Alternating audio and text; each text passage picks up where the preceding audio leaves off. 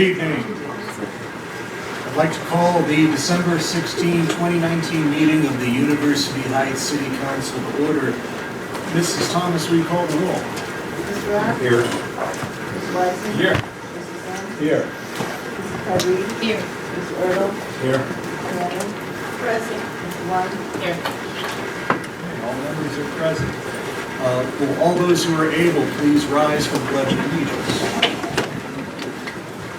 I pledge Allegiance to the flag of the United States of America and to the republic for which it stands, one nation, under God, indivisible, with liberty and justice for all.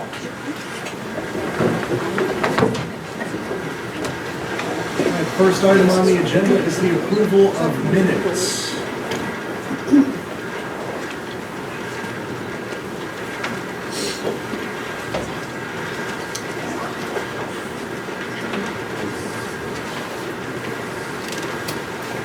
Is there a motion? Mayor, I just have one comment on page 6 of 6, where it says safety committee. As Mr. Rock said, the safety committee would be on December 9th at 7:30. Actually, we called it at 8:30. We had to push it back for another meeting. So I think I want the record to reflect. I did say that, but that it was held at 8:30 instead. It seems that would be acceptable that we would have in minutes what you said and then have a parenthetical and you would actually look at the meeting. In case someone wants to look for those minutes or whatever. I want to make sure.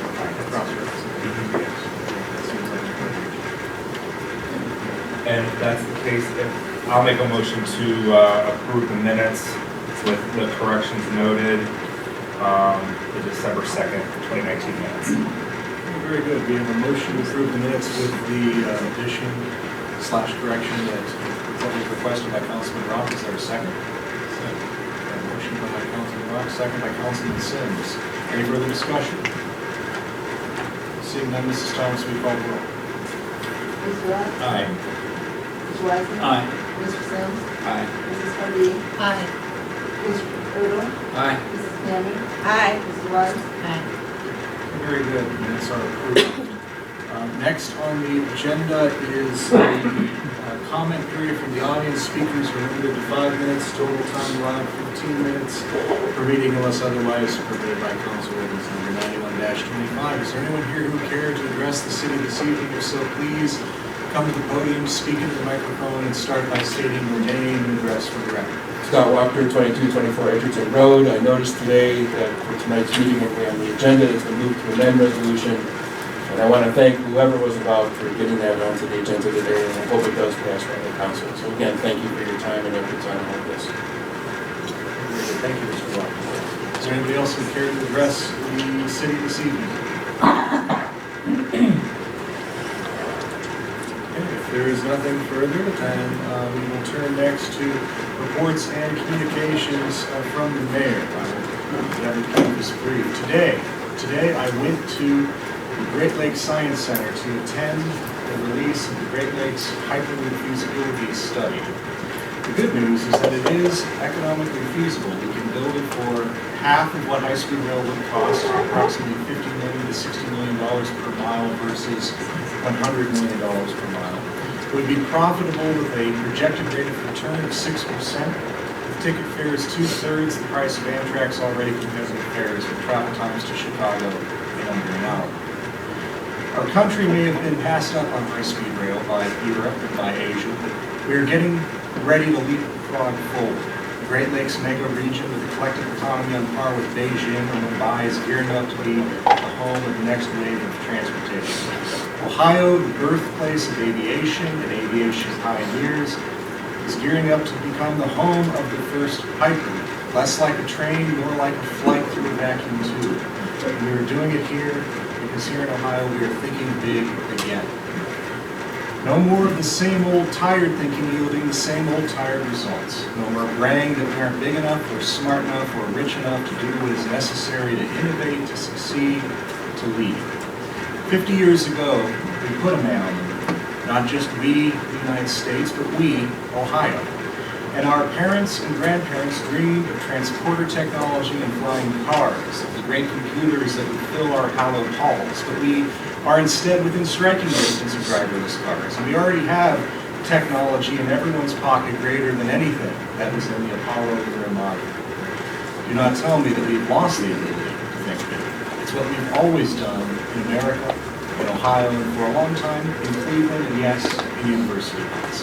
Whether we were the first to start a youth baseball league, or the first to have a suburban-made company in Cuyahoga County, or the first to plan a whole city made of beautiful homes and high-quality education on every level. While we have taken our lumps in the last redo of that old great company, we have stopped listening to the naysayers who say that it can't be solved. When good people in the community question whether or not our city had the wherewithal and the character even to continue to exist, the people at the front of this room, never doubt. And we are more than a city of beautiful homes. And for the last 2 years now, we together have been leading the way. As we come to the conclusion of the second decade of the 21st century, the 112th year since the founding of the old Idlewood Village, we're on the verge of doing what was once thought impossible, or certainly elusive. We are taking this ill-conceived, failed development in the heart of our city, University Square, and through the hard work of this administration, this city council, both members current and elect, yes, the members elect have been part of our executive session since September. Together with our city school district, the county, the prosecutor's office, the fourth ward, and the bondholders, we have found the right developer, a local developer, a proven developer, who shares our vision of something bigger, something better, something beautiful, something worthy of this city, worthy of the community, worthy of University Heights. 1 week ago this evening, the City of University Heights came to terms with the CHUH School District, and the district approved with all of us together in attendance, the compensation agreement which will allow a replacement and a redevelopment of University Square to proceed. If there is one thing I've said since becoming your mayor, it is that no day is routine, and that every day brings new opportunities to serve and make a difference. During that same time, we've all been working diligently to make University Square happen anew. Throughout this process, we've endeavored to cast aside old thinking, to cast aside the idea that we should just keep doing something that doesn't work well simply because that's the way it's always been done. We reject the idea that University Heights deserves less because we're small, or we're limited, or we're a quaint old Mayberry-like town. We have worked hard to deserve better, and this city and its residents deserve nothing less. I know that, you know that, everyone up here on this dais knows that, and we're making it happen. And we will not stop thinking big.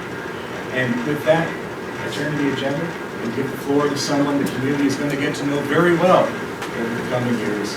I give you Brad Cowell. Cowell, the company, real estate company. Brad, you have the floor. You're right on the end of the agenda. The floor is yours. Thank you for your kind words, Mayor. Good evening. Good evening.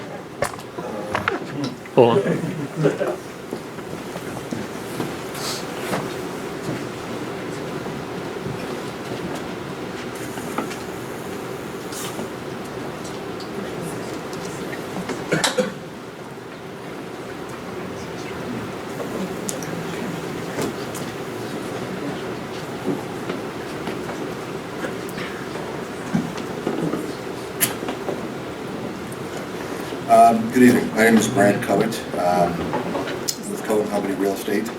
I'm here on behalf of a group of partners in real estate, developers. Greg Levy, who's in the audience here tonight.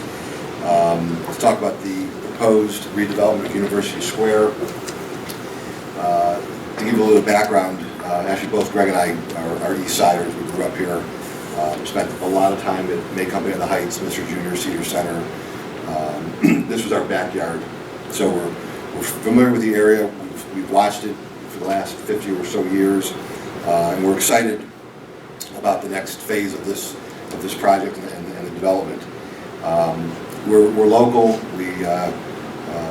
What we've done over the past 20 years or so is find underutilized properties, residential, office, retail, and with our experience in the real estate development world, we come in, purchase a property, look for the right use, redevelop it, and we hold it. We're owners who, this isn't a buy and flip, it's a buy, redevelop, and hold, hoping for our kids. We started working on this project, it's about a year now, and when we first were presented with the opportunity, just finishing up the project in Lakewood, where we converted another underutilized building into 200 apartments, we saw the need for residential development, market rate, upscale residential development. The building that you see here in front is the existing, what we call the Cedar Road Retail. It's a 3-story empty building, as you know. Our plan is to take the building from 3 stories and turn it into 6 by inserting floors inside the building. We're not going to add any height to it. We're going to take the existing shell of the building off, create, you can see there's courtyards that we've created by demolishing certain parts of the building. That'll have outdoor cooking, could be volleyball courts, could be bocce. We're uncertain at this point whether there'll be a pool, but it'll be a gathering place for the residents to enjoy the outside. We've brought it onto Cedar Road. We want to bring the street into the project, walkability. We've got obviously development with Cedar Center on both sides of the street, and we want to make it inviting so that the residents can, exit, walk on Cedar, do their shopping, and enjoy all the local amenities. Let's see. Here's a little bird's eye view of the existing building. This is phase 1. In our purchase, we're purchasing the Cedar Road Retail, as well as the old Tops building, the Key Bank, and the little strip center on Warrensville. This is phase 1. We plan on starting and completing phase 1 and moving on to phase 2. As we get down the road, as we've done with other developments, we like to get into a development, see what it's about, see what the people that we draw to this development, and whether phase 2 becomes an amenity to that. It could be additional apartments, it could be senior housing, it could be retail, but it'll all fit into to the development that we have planned. One of the things that we are going to do is take the garage. Right now, you've got about 35 feet between the garage and the back of the building, and it's a dark alleyway. One of our first really ideas was to open that up, and what it does is it opens it up for Target, opens it up for Macy's.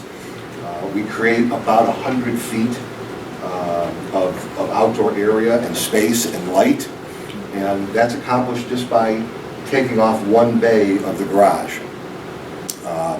This is a view looking at, it's the entrance to the building, but it's currently the back of the building, and you can see that we've created this wide grass area, benches, very pedestrian friendly, so people that live in the apartments would park, come down and walk into the building. This gives you a view of the main entrance into the project. The project will give or take a few units, about 203 units as currently designed on 6 floors. Mostly 1 bedrooms. We have 2 bedrooms and a few 3 bedrooms. We hired a company called Kinley Horn out of Carolinas that did a whole market study for us, and they've done several market studies for other residential developments up in Northeast Ohio, so they're very familiar with the area and the market. And we've followed the recommendation on the last conversion that we did, and we expect to follow the recommendation here. As I said, they're market rate apartments. The range is $1,400 to about $1,900 a month. We think it's going to be an alternative to to Beechwood and University Circle, being that it's sort of in the middle. Amenities will be typical workout room, fitness room, conference room, business center, outdoor areas. Outdoor areas are real big now. Dog park. We want to make this a dog-friendly complex. This gives you an idea of what it looks like looking down at Macy's, which currently, you're in an alley. This opens it up. Both Target and Macy's have both seen these drawings. We've had discussions with them. They're all in favor of this. It's going to do nothing but help their business. This gives you just sort of a bird's eye overview of what the building will look like. These are the areas that we will actually demo and cut out to create the outside areas.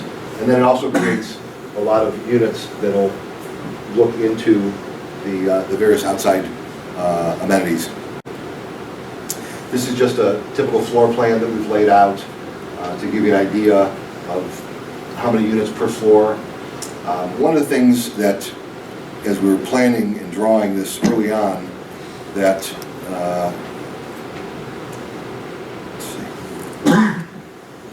was the need for what we call live-works, or smaller retail, local retailers. And if you notice on the first floor here, these are all storefronts. These are designed for a local artist, an attorney, insurance agent, who can have their business on the first floor and actually live upstairs if they so choose. So we're bringing a lot of local, smaller tenants the ability to get into University Heights, to be part of the development, and again offer the living space for them.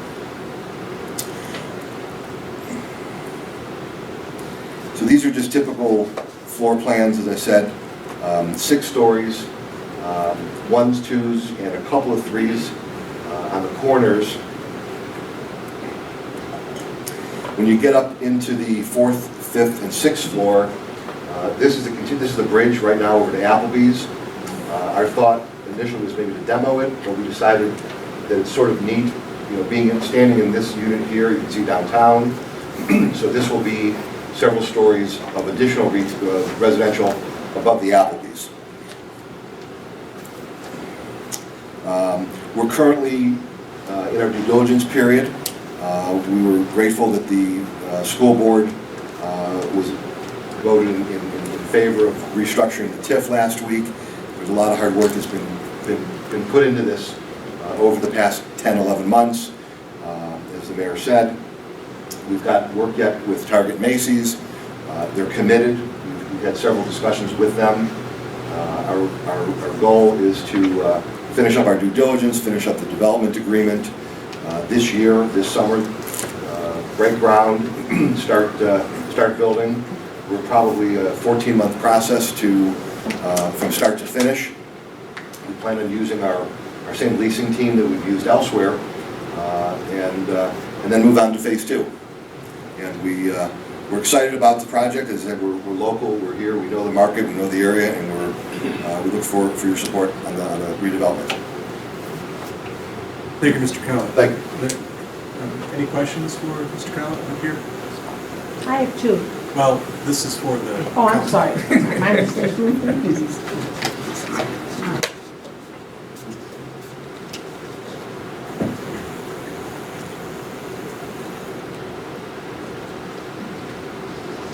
Mr. Collins, do you mind taking questions from the audience? Not at all. Okay. Any balconies? No. And on the southeast view, is that, you go back a few to your southeast view, is that phase 1 or phase 2? This is all phase 1. So phase, Let's go back to southeast and show me where's phase 2 going to be?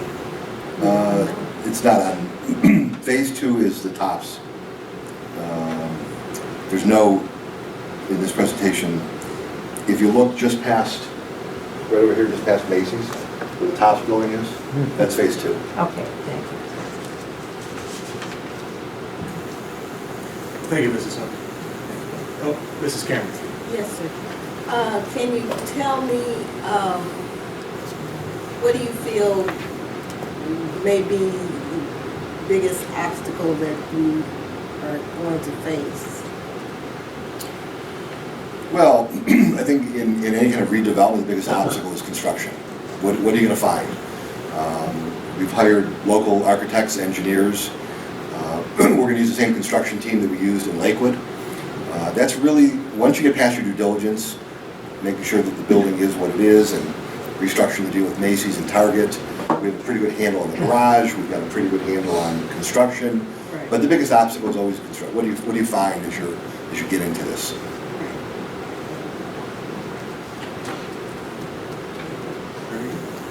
Thank you. Any further questions for Mr. Cowell? Did you say you were going to start late spring, summer? I'm guessing about summer. You know, we've got maybe 3 months, 4 months to get us to where we're ready to go. Yeah. A lot of it, we've done a lot of groundwork, but once we get into architectural, building permits, that sort of thing, that'll dictate how the process goes. But generally, after we go through our due diligence, we negotiate with Target and Macy's because those agreements are antiquated. Then we start drawing, then we go into building approvals, architectural review. And once we have our permits in hand, then we'll close and start. Mayor, this might be an opportune time for me to walk through a few of the mechanics of the ordinance prior to its being read. Sure. Council, we passed out a version of the ordinance that's slightly different from what was previously provided to you, and I just want to walk through a few of the mechanics here. First of all, what the ordinance is doing primarily is it's removing the redevelopment parcel and the outlot parcel from the existing TIF and implementing a new TIF that will provide tax exemption on those parcels in the amount of 100% of the increase in assessed value. The removal of the parcels from the existing TIF will be contingent on a development agreement being entered into between the city, the Port Authority, and the developer. And the compensation agreement that we are hoping to enter into with the school board calls for that development agreement to be finalized, I think, by January 20th of 2020, so coming up in the next month or so. The owner of the project will make payments in lieu of taxes for purposes of paying the parties under the compensation agreement and to service the debt. And that, in a nutshell, is what's being accomplished in this ordinance. The change in the ordinance is in Section 3. We added a paragraph that simply indicates that the parcels will not be removed from the existing TIF if we can't come to a development agreement. That's really just a safeguard and shouldn't alarm anyone. Very good. Thank you, Mr. McCollum. And we will be hearing this on first reading this evening. Correct. Because I know that there are things that we need to iron out between the teams here to make sure that everything is as it should be. Thank you. Very good. Thank you, Mr. Cole.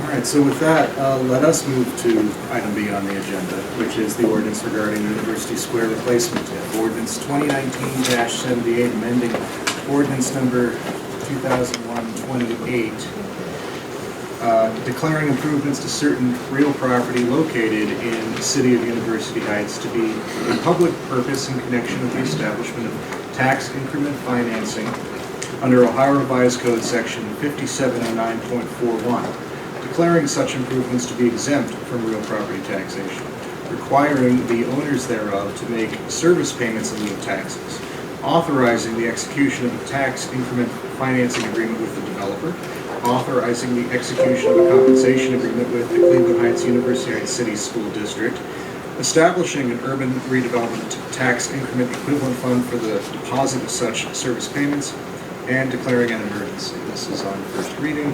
Mr. McConville's gone over the mechanics during the presentation of Mr.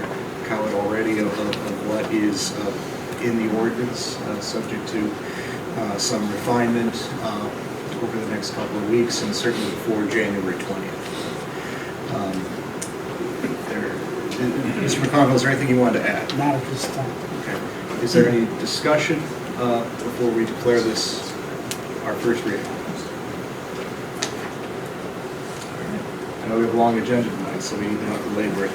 This has been read then for the first time, and we will see it on an agenda in January. Very good.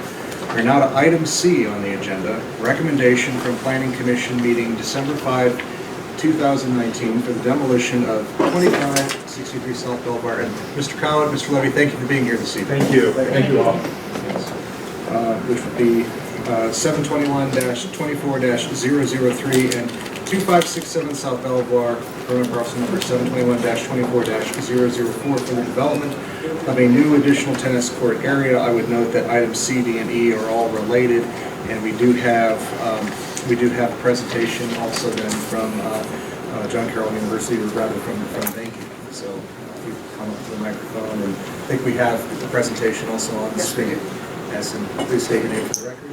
Yes, I am Marie Dowling with Banky Associates, landscape architect on this project. Address is 2658 Scranton Road, Cleveland.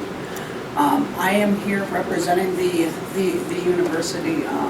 Michelle Morgan is also here from the university. She wants to talk about the need of this project. Good evening. As mentioned, I'm Michelle Morgan. I'm the Senior Director of Athletics and Recreation at John Carroll University. And I just wanted to take a minute this evening to thank you for the time, but also call to your attention really the reason why we want to make this project happen. Our tennis programs have been a perennial powerhouse in the Ohio Athletic Conference. They've won championships year over year, and they've competed against Division III institutions at a very elite level nationally. All of our matches have been done without a home court advantage. We currently cannot practice, we cannot compete with the tennis courts that we have on campus right now, and that's really the why behind this project. It would provide a space to compete for a home court advantage, but it also would allow us to host NCAA postseason tournaments, bringing a direct impact to the community with visitors and teams to our town, having a direct economic impact to our neighbors. It would also provide an opportunity to beautify the space and provide purposeful space that can be used not only for our varsity athletes, but our entire constituency base across campus as a recreational use as well as a varsity athletic use. So with that, I will turn it back over to Marie. Thank you. April Skirko from the university is here with me to present as well. I just want to start talking a little bit about the project.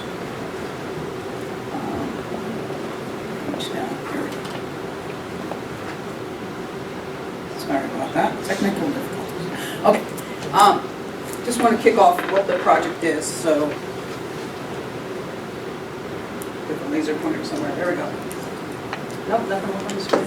So currently, these are where the tennis courts are right now. There's 3 courts there. They're not in great shape. They certainly have issues. We're looking at taking those out and also adding three additional courts. As Michelle said, they need 6 courts. That's the minimum. So everything in blue here shown is owned by John Carroll University. The green here is Belfair. This is their service drive that comes in off the side. So the intention is to consolidate these 2 housing parcels that are currently being used by the university and change those from a U1 special use to U5. And so that then would match the zoning for the rest of the university.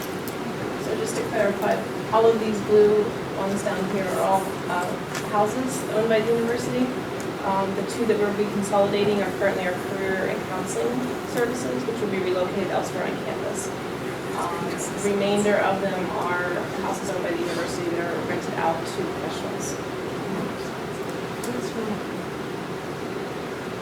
So just some idea of what's coming out. Basically everything hatched. So we're taking out the existing courts. We're going to raise those up. We're going to match them to what the new courts are. So they're all at the same level. A layout plan, essentially, it matches what the existing three courts up here are, and then adds these. We have a seating area that goes down the middle. This is South Belmore. This is Shula Stadium over on this side, and Hamlin Hall to the north. We would have a retaining wall that comes along this edge, and the entire courts then are surrounded with a 10-foot fence. Grading wise, we essentially would be pushing the water towards the bioretention area, which would be between the tennis courts and Shula Stadium. This side would come into a trench drain, but it would also make its way to this area as well. For water quantity, we would look at underground chamber system underneath the tennis court. So this would be our water quality, and water quantity would be underground. Just a rendering of what the courts are going to be. I mentioned about the courts. I should mention the building as well. We're looking at a building that essentially has three restrooms, enough to accommodate the amount of seating. So we're looking at 150 seats within these bleachers. So it would accommodate that. The rest of it is going to be used as storage. Planting wise, we're looking at replacing the current trees that are on Belmore. They're not in great shape. Construction, we think, is probably going to be the end of them. Then shrubs as well, lower shrubs to add some color, native type plants. But our goal is to keep the courts open so the views are possible within the courts and out for safety reasons.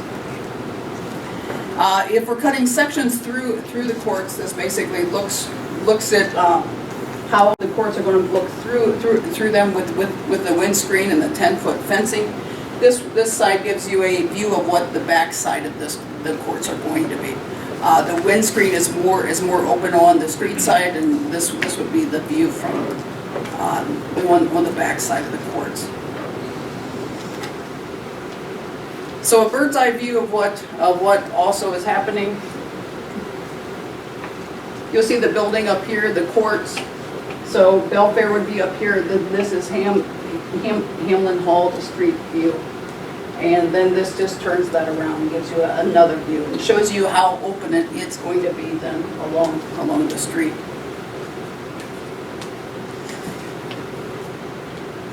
So this is another view, but it's showing basically the before and after. So you get a view of what the project currently is, what those houses are, what the current shape of those courts are, and then the after view from a similar viewpoint.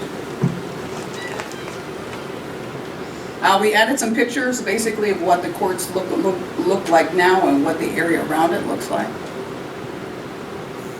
And amenities that we're looking at as far as lights and scoreboards, things that come, very common with a high-end tennis court, your fence, your windscreen. And then again, some of the plants that we mentioned earlier, your maples, some different lower shrubs. As I mentioned, the restroom building keeping it very, very simple. It's restrooms up in this area, and then the rest is all storage. It's a split face block. It's meant to mimic the colors of the nearby residence hall, Hamlin Hall. We took a look at the lighting level, so I didn't really go too much in this yet, but we're looking at a 40-foot pole, which is going to light both sets of courts. So we're looking at 3 lighting levels. The NCAA says that the lighting level has to be 75-foot candles for match level play on the NCAA level. So we're looking at that. We're looking at rec level play and then safety lights. From the poles for the tennis courts, we would backlight those to keep light on this center walkway, And then we're looking at lighting on the building to light that area. And with that, that wraps up my presentation. Okay, thank you, Ms. Dowling. Does anybody have any questions for our team here? Well, Mrs. Cameron first. Yes, I think this is great. I'm so sorry that I'm leaving as you all are beginning this. I wish this had been something that we had thought of earlier. But having said that, I think everything that you presented is wonderful. And my only question has to do with the proximity to the stadium and the neighbors, and any comments that maybe have you done any work in terms of the community and their willingness to accept this project? The neighbors, so the stadium would be right in this location. So it's abutting, the tennis courts would abut the stadium. Okay.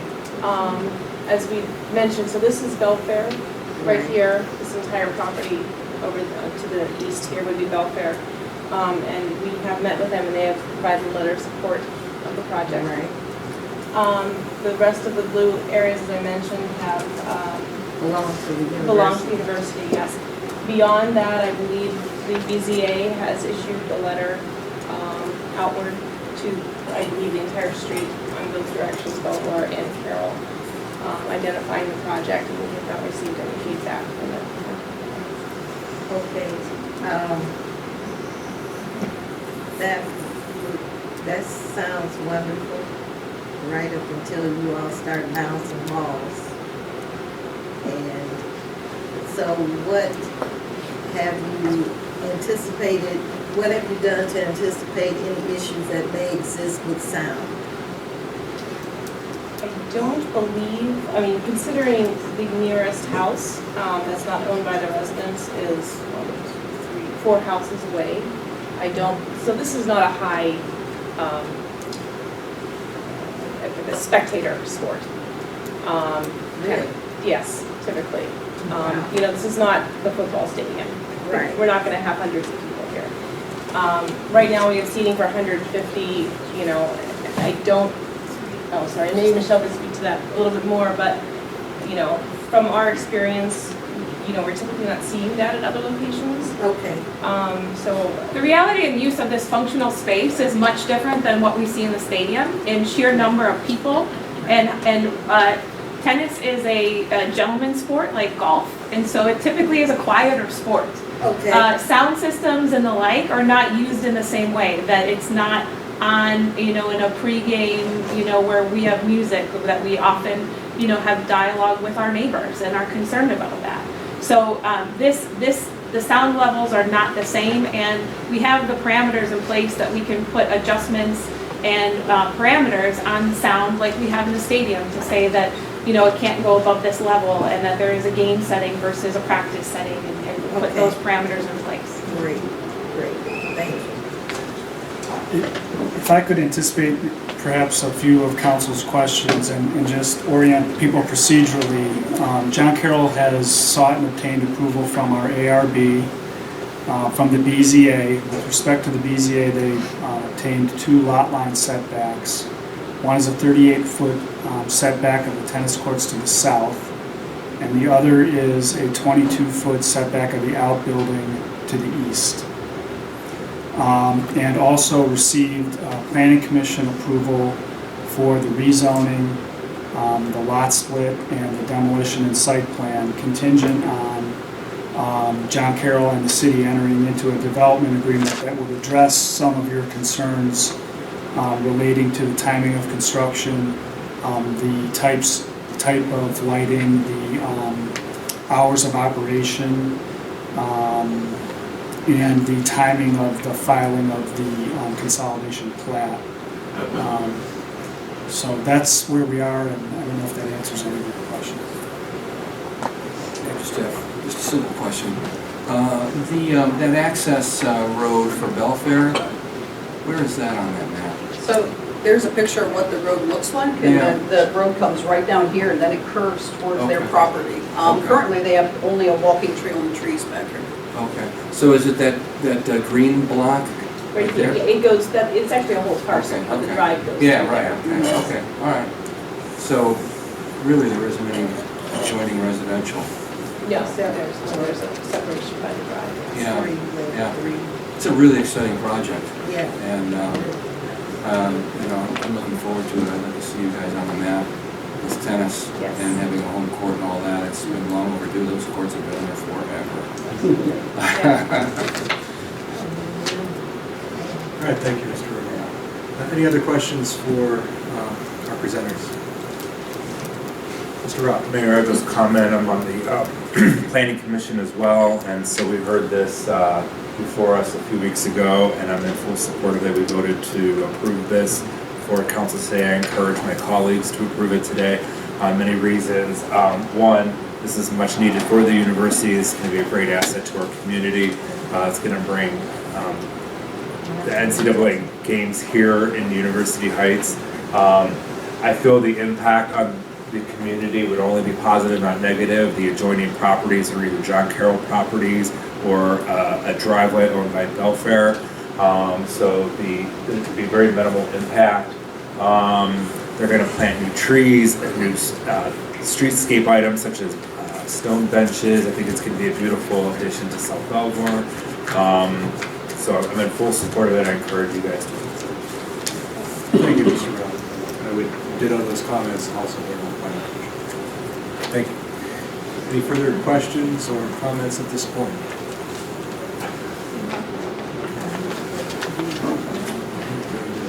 Well, we are on item C. Is there a motion? Motion perhaps to accept the recommendation from the planning commission. Yes. Okay, we have a motion to accept the planning commission's recommendation, the item C recommendation by Mrs. Cameron. Is there a second? Second. Second by Mrs. Weiss. Is there any further discussion? Okay, Mrs. Thomas, will you call the roll? Mr. Rock? Aye. Mr. Wiseman? Aye. Mr. Jones? Mrs. Pardee? Aye. Mr. Erdl? Aye. Mrs. Cameron? Aye. Mrs. Weiss? Very good.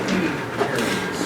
There's two more items there. Item B, recommendation from planning commission meeting December 5, 2019 for the consolidation of 2563 South Boulevard, Chronicle number 721-24-003, and 2567 South Boulevard, Chronicle number 721-24-004 for the development of a new additional tennis court area. Is there a motion to accept this recommendation? Mayor, I'll make the motion that we approve the recommendation from the planning commission. Very good. We have a motion by Mrs. Pardee. Is there a second? Second. Second by Mrs. Cameron. Is there any discussion? Seeing none, Mrs. Thomas, will you call the roll? Mrs. Rock? Aye. Mrs. Wiseman? Aye. Mrs. Jones? Aye. Mrs. Erdl? Aye. Mrs. Pardee? Aye. Mrs. Cameron? Aye. Mrs. Weiss? Aye. Very good. That carries. We have one more. Letter E, recommendation from Planning Commission meeting December 5, 2019 for rezoning of consolidated parcels 721-24-003 and 721-24-004 from U1 district to U5 University College District for the development of a new additional tennis court area. Is there a motion to accept this recommendation? So moved. A motion by Mrs. Weiss. Is there a second? Second. Second by Mr. Early. Is there any discussion? Seeing no discussion, Mrs. Thomas, will you call the roll? Mrs. Rock? Aye. Mrs. Wiseman? Aye. Mrs. Jones? Aye. Mrs. Pardee? Aye. Mrs. Erdl? Aye. Mrs. Cameron? Aye. Mrs. Weiss? Aye. Yeah, very good. That recommendation is also approved and accepted. So that concludes those three from John Carroll Tennis Courts. Thank you, Mrs. Dowling. Thank you, Ms. Dowling, Ms. Morgan, Ms. Skirka, Ms. Morgan, Ms. Tremel, so on, the whole team from John Carroll. So, thank you. Thank you all for being here.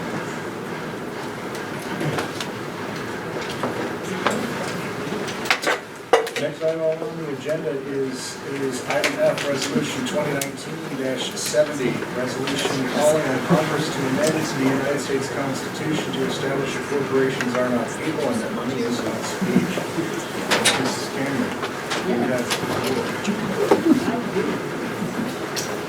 I think this is, this resolution that we're asking the county probably the most significant item probably about 10 council. When you think about the Constitution that guides our United States, I think it's important that we, as a city, are behind, or that we can fully support our Constitution as citizens of the city. And therefore, the resolution is speaking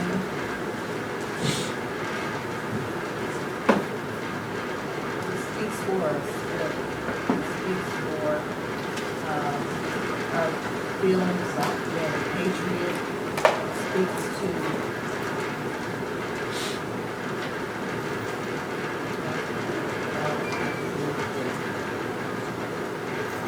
Thank you, Mrs. Cameron. Mr. McConville, is there anything you'd like to add with regard to futures and resolution? Just that the resolution is a response and a rebuke to the Citizens United versus Federal Elections Commission, United States Supreme Court case that ruled that corporations have some of the same rights as human beings in terms of having the right to free speech and the right to having an unrestricted right to spend money in political campaigns.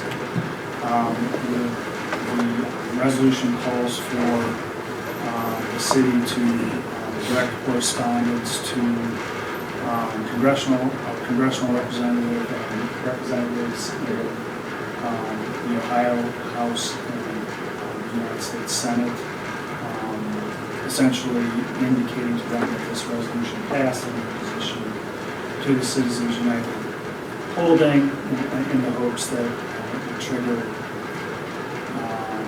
some movement on the federal level to amend the U.S. Constitution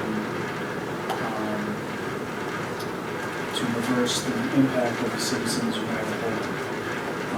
You may recall that our prior version of this ordinance called for the city to have a democracy day. I think it was the judgment of council that might be too onerous, burden to place on future councils, and so this is a stripped down version of that original resolution. Okay, very good. Thank you. Thank you, Mr. McConville. Any discussion on the proposed resolution before us? Is there a motion?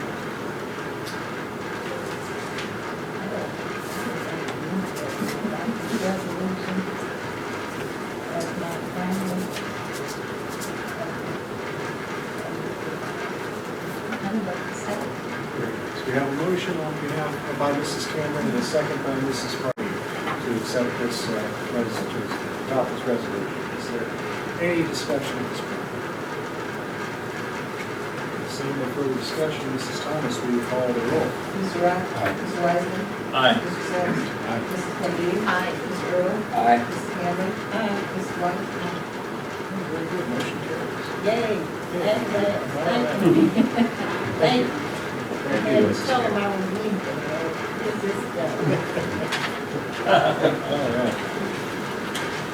Very nice. Okay, next item on the agenda is item G, ordinance 2019-67, authorizing temporary appropriations for current and other expenditures of the city of University Heights, Ohio for the period commencing January 1, 2020 and ending December 31st, 2020. This is on second reading. Mr. Kennedy, Thank you, Mayor. As council knows, this was introduced at the last meeting. This is second reading. This is just to establish appropriation rules so we can spend money during the first quarter. It is in effect for the entire year because the limitation on asking for appropriations is March 31st. But they are appropriations for the whole year. There are going to be some things that we need to encumber for the whole year at the beginning of the year. That's why we just really need to approve our budget. These are all estimates and will be adjusted as we move through the budget process to come up with a final budget for 2020. Hope to have that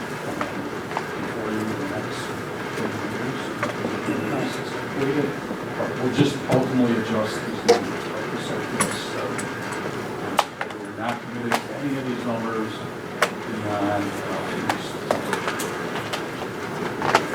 Very good, thank you, Mr. Kennedy. Any questions for Mr. Kennedy? Comments? Thank you for the waiver. And if there's any structure of a motion, is there a motion? So moved. A motion to adopt ordinance 2019-67 by Mrs. Cardy, is there a second? Second by Mr. Earl, is there any discussion of this judgment?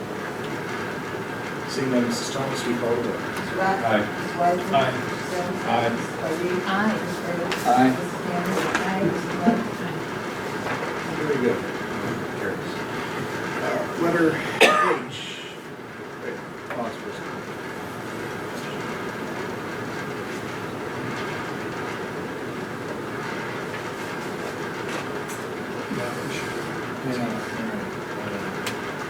Yeah, we should have done that on the movies since there's the big test.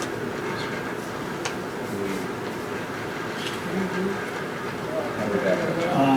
Need somebody to move the motion? Yeah, we just make another motion. Yes. The ordinance for that emergency. The suspension. Very good, very good. So, I'll move to make a motion. we'll do this on emergency. Yes. Okay, so we have a motion to,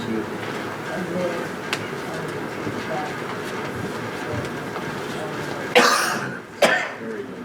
Thank you, Mrs. Kennedy. Is there a second? Second by Mr. West. All right. My apologies for not catching that before we took the last vote, so we will try this again. We'll take 2 votes, the first being on suspension of rules. If there's no further discussion. Oh, well, are we moving to amend? No, we're just clarifying for the record. That motion, it's a motion to suspend the rules on the emergency. So we're calling the roll on the suspension. Yes, this is on the suspension of rules. Mrs. Thomas, we call it. Mr. Rock? Aye. Mrs. Wiseman? Aye. Mr. Sims? Aye. Mrs. Cardy? Aye. Mr. Earl? Aye. Mrs. Cameron? Aye. Mrs. Love? Aye. Very good. Then on the new motion. Mr. Rock? Aye. Mrs. Wiseman? Aye. Mr. Sims? Aye. Mrs. Cardy? Aye. Mr. Earl? Aye. Mrs. Cameron? Aye. Mrs. Love? Aye. Very, very good. It passes on emergency and thus will take effect upon my signature. Okay, now we move to item H. Motion authorizing the renewal of the city's employee medical insurance contract with Liberty Mutual Ohio and Mo and Guardian Insurance for dental benefits. We have Dan Finland here to speak with respect to this. Mr. Finland, you have Thank you. I'm Dan Finland, I'm from NFP, it's an employee benefits full brokerage firm. I've actually been working with the city since 2014, and part of what I do is I take out medical, prescription drug, and dental benefits annually to negotiate and solicit offers from all the vendors. This year, we went out to market for those benefit lines of coverage. The city has 3 different benefit plans: a 0 deductible narrow network plan, a $500 deductible plan, and a $3,000 HSA plan. There is some collectively bargaining language about what those plan designs can be and should be. We received a renewal from Medical Mutual of Ohio initially for 2020. That was a 22.9% increase, which was significant. Through the marketing and negotiation process, we did receive some very financially competitive offers, in particular from Anthem and from Med Healthcare. Unfortunately, there were some lesser benefit designs that would have caused disruption, but through getting those competitive financial offers, we were able to negotiate Medical Mutual to a 6% increase. We did update the healthcare committee. The healthcare committee had some feedback, not much, but the feedback from them was in support of that 6% renewal increase. They ultimately made that recommendation to the mayor for his consideration to put in front of you. With that 6% renewal increase, since I've been working with the city in 2014, that's 7 years, the average increase is 3.2%, which is much lower than what the industry trend is for both public and private sector. The Guardian renewal, we were able to negotiate to a flat increase. medical at 6% and had no benefit changes at all. So those are the questions. Thank you, Mr. Finley. Any questions, Mr. Finley? Ms. Erdl? What's the difference in coverage between the 6% and the, what was that, 22% or? So initially it was a $284,000 increase, and then we got that down to about $74,000. Is that the question? The question is, what exactly is the difference in benefits in order to get that down? There were no benefit changes. We were just able to negotiate. In a former life, I was an underwriter at Medical Mutual, so I kind of know their tricks. Yeah. Well, you have, glad to have you on our side. Yeah. This is Wes. First of all, thank you. I know it's you're in a difficult position to try to get all those percentages down. Were you able to negotiate a 2-year deal with them, or is this just a 1-year? That is just a 1 year for the 2020.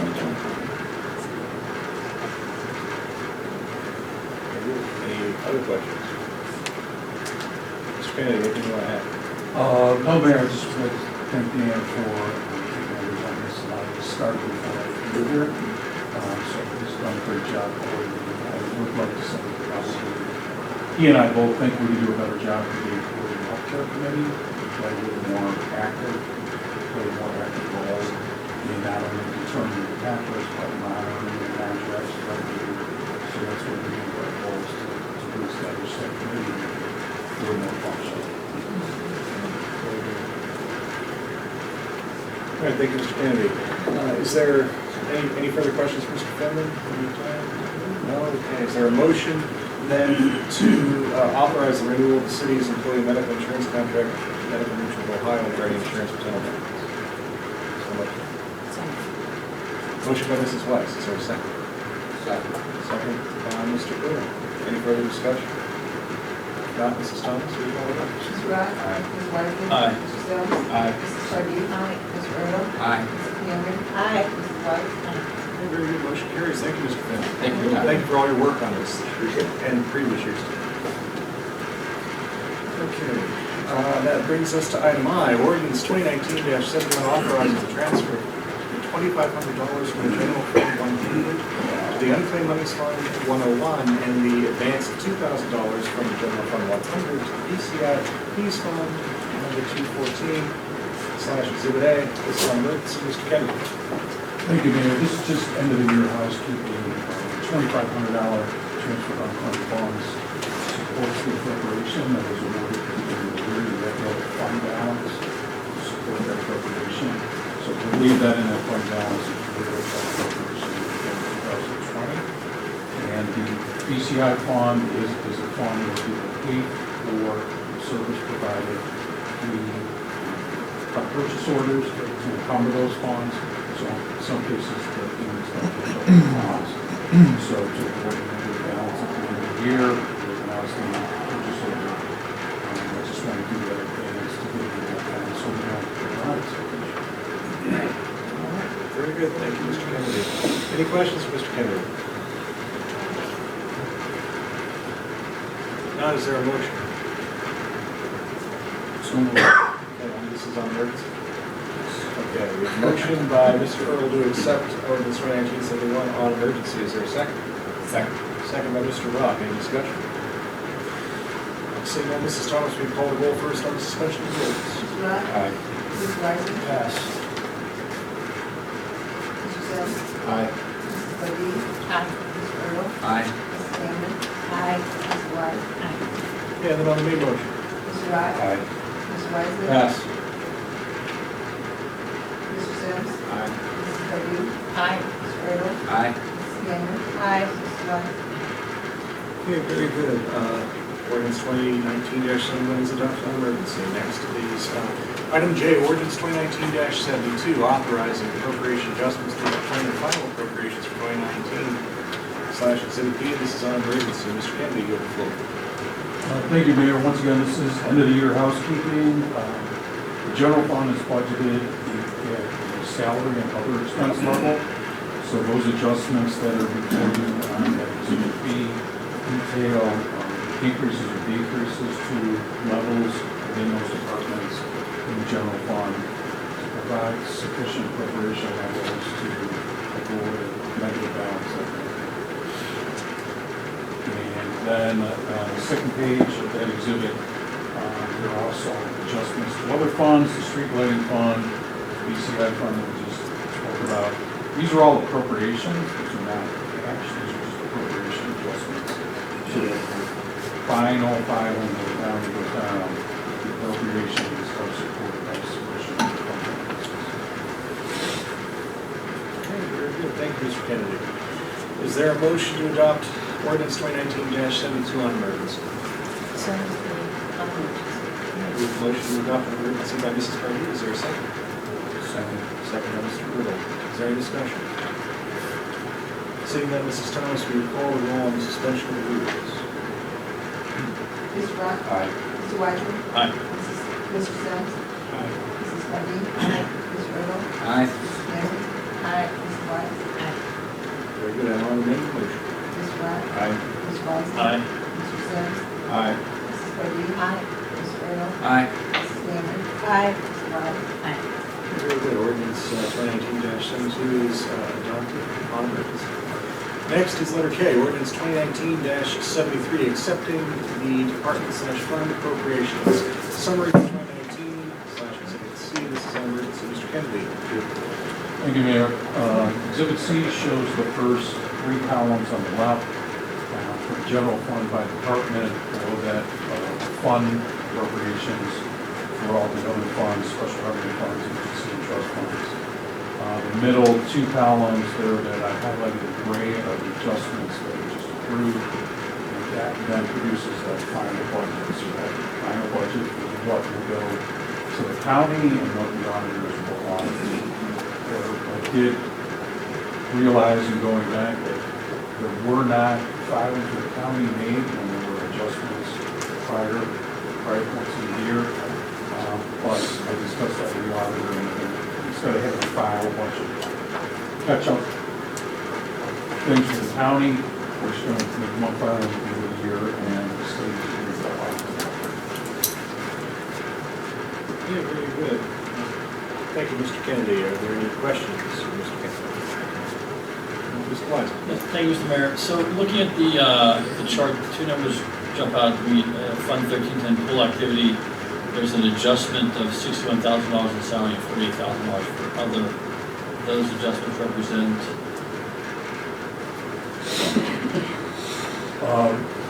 Those, Mr. Weisman, were expenses that had already been accrued in December. So there were negative appropriation balances in both the salary and other expense lines of the appropriations. So we just didn't budget it for enough salary before the summer the money was spent, and we're just paying it up at this point? Yes. We're not now paying out that No. 100 and something? No, this is the balance of the funds. No. Thank you, Mr. Mayor. Thank you, Mr. Wise. Any further questions? Discussion? Is there a motion to accept ordinance 2019-73 on emergency? A motion on emergency motion to adopt on emergency by Mrs. Pardee. Is there a second? Second. Second by Mrs. Campbell. Any discussion? Seeing that, Mrs. Thomas, will you call the roll first on the suspension of rules? Mr. Rock? Aye. Mr. Weisman? Aye. Mr. Sims? Aye. Mrs. Pardee? Aye. Mr. Riddle? Aye. Mrs. Cameron? Aye. Mrs. Weiss? Now the main motion. Mr. Rock? Aye. Mr. Weisman? Aye. Mr. Sims? Aye. Mrs. Pardee? Aye. Mr. Riddle? Aye. Mrs. Cameron? Aye. Mr. Weiss? Okay, motion carries. Ordinance 2019-73 is accepted on emergency. Next is letter L, resolution 2019-74, amending resolution of 2019-56, the city's investment policy. This is on first reading. Mr. Kennedy, please. Thank you, Mayor. This is a draft of a new city investment policy. As I mentioned in prior meetings, one of the things that we determined is that the old investment policy is out of date. It hadn't been updated to comply with the revised code since 2002. I changed and updated all the references to the revised code so that we can purchase cities the ability to investments.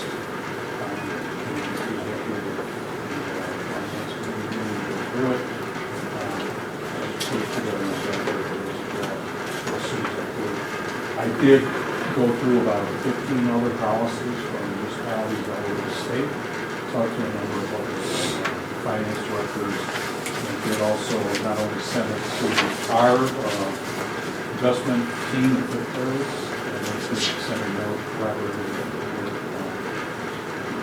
that they accepted the policy that provides the correct level of protection for us, and did circulate it to a couple of folks in the bond and investment industry.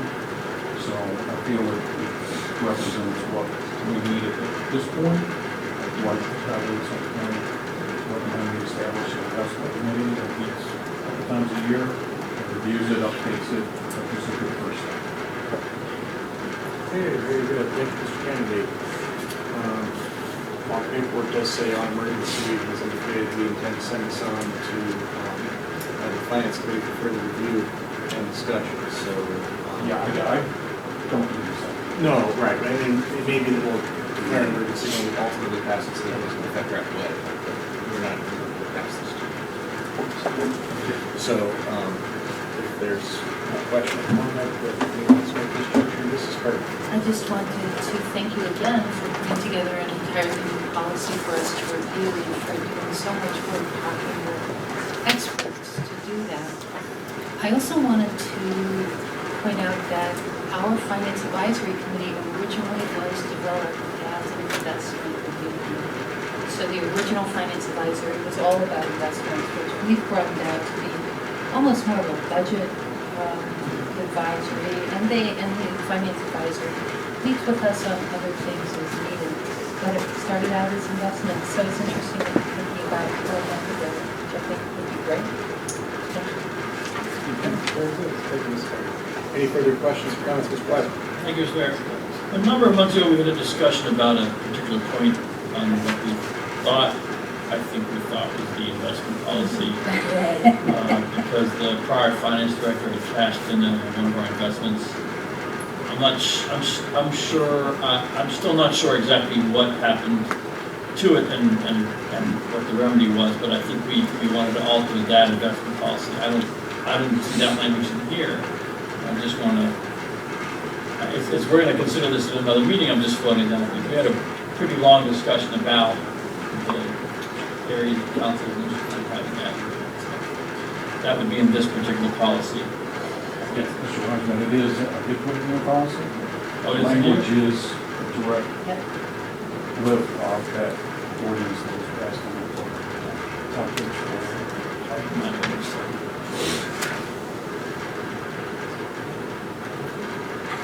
All right, very good. Well, we can, go over that for the detail of the committee. If there is nothing further, we will consider this the first reading and then move forward on the agenda. Unless somebody has anything further to carry out at this juncture. We will send it to the Finance Committee for consideration and we will return after committee consideration. Before I read item F, I would entertain a motion to move, not item F, item M. I would entertain a motion to move item M to the bottom of the agenda after item R. Is there a motion? To do that. Motion by Mr. Weisman. Is there a second? Second by Mrs. Weiss. Is there a discussion? Mrs. Thomas, will you call the roll? Mr. Rock? Aye. Ms. Weiser? Aye. Ms. Allen? Aye. Ms. Betty? Aye. Ms. Little? Aye. Ms. Kennedy? Aye. Ms. Weiss? Very good. The agenda is so amended. We will discuss ordinance 2019-75 later this evening. Moving next then to item N, motion authorizing the mayor to pay the estimated Bureau of Workers' Compensation BWC premium payment of $138,094 for the policy period January 1, 2020 to January 1, 2020. Mr. Kennedy. Thank you, Mayor. This is, as I mentioned at the last meeting, this is the amount of the premium payment for 2020. By paying in advance, we will installment payments which they paid on these two. So this in essence is not by prepayment. It's in excess of $15,000. We have incentive there, so I'm asking for an emergency so I can get the prior to the due date, which is later. All right. Very good. Thank you, Mr. Kennedy. Is there a motion to authorize the mayor to pay the estimated Bureau of Workers' Compensation premium? So moved. Second. Very good. Motion by Mr. Wiseman, second by Mr. Earl. Any discussion? Yes, Mrs. Wiseman. Do you actually write a check or do you write it? Do you actually write a check or do you write it? I have a check this year, just because that's how it was set up. Controls, so each of these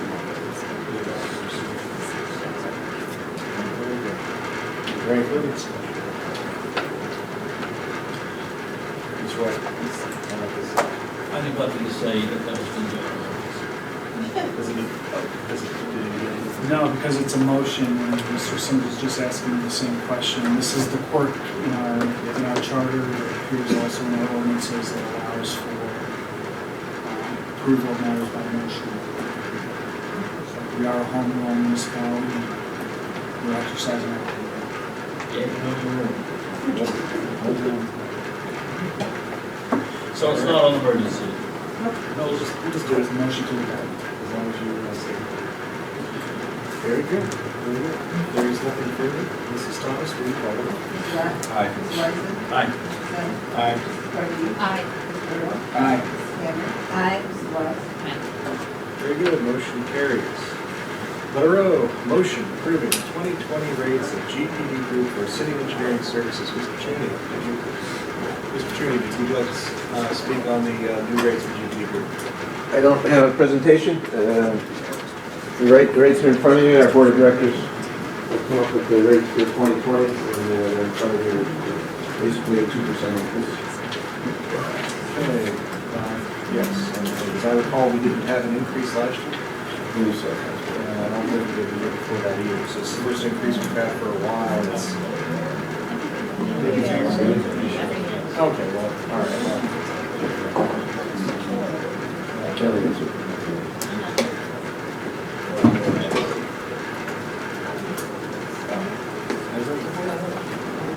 Notice the average increase is only 2%, and it does not seem unreasonable.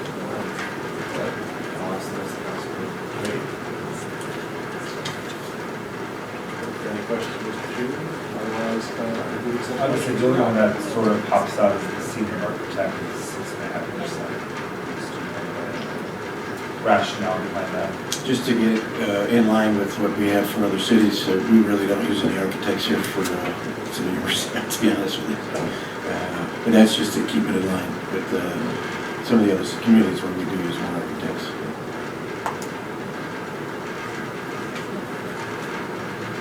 Very good, thank you, Mr. Cheney. Any questions? Is there a motion? So moved. Second. We have a motion to approve by Mr. Earl, and second by, was that Mrs. Cameron? Yes. Second by Mrs. Cameron. Any discussion? Now, Mrs. Thomas, we call the roll. Aye. Mrs. Wiseman? Aye. Mrs. Bennett? Aye. Mrs. Cardy? Aye. Mrs. Earl? Aye. Mrs. Cameron? Aye. Mrs. West? Very good, motion Thank you. approved. Thank you, Mr. Cheney. Mayor, if I may, Yes. prior to the meeting of item P, Yes. Barbara Blankfeld was kind enough to point out the typographical error in section 3. I'll direct council's attention to section 3 where we have the word village, it should be city. Of which? Item P, 2019-76. So noted not to amend, note that.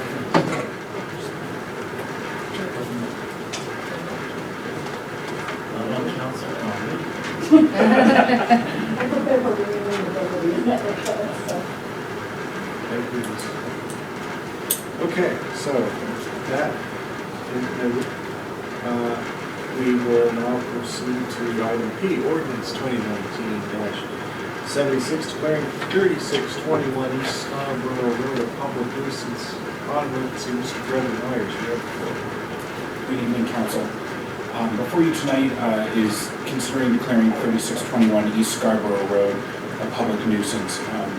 Unfortunately, this is a property that, according to the neighbors at least, it's been vacant for about 10 years. As far as I can find in city records, there's a suggestion that we've been taking care of the grass since at least 2014, up through and including this year. Last year, our building commissioner, Mick Reynolds, and the prosecutor at the time, Mike Abstrab, and some of our police and fire personnel served an administrative warrant on the property midsummer of last year and produced the pictures that are a part of your packet. Unfortunately, the home is showing signs of decay and lack of maintenance due to it having been abandoned for so long. The team that did go in found that the utilities had been disconnected, there was no electric meter, and there was a note in the basement that the water had been turned off on September 30th of 2013. Throughout the home, the ceilings were falling down, or walls were bowing, just not having utilities. The temperature fluctuations have affected the home. In one of the, I believe it's the bedrooms, there's evidence of a bird's nest there. So we've heard from the neighbors, especially since creating the housing department. The neighbors have really found me to make sure that complaints and issues with the property are recorded and made known. Unfortunately, in late September, also included in the packet, there was a call for service report with a neighbor complaining that there were sounds of possibly a trapped animal that had found its way into the home. So really the home is just languishing. It's included in your packet as well that the home is tax delinquent and currently working its way through the tax foreclosure process. As well, and it seems like a lot of this is stemmed from a personal tragedy in the family due to the death of one of the possible owners. It's suggested that it's one of the owners. Any attempts to contact the property owners who may be still living at the addresses and the phone numbers that we have on file in the building and housing departments has not proved successful. Included with the grass are your notices are the return envelopes that have come back to us in attempting to notify the property owner that they would be on what we call the grass on your list, meaning that as long as any time that the grass is exceeding the city standard, the city will then have its contractor cut the grass.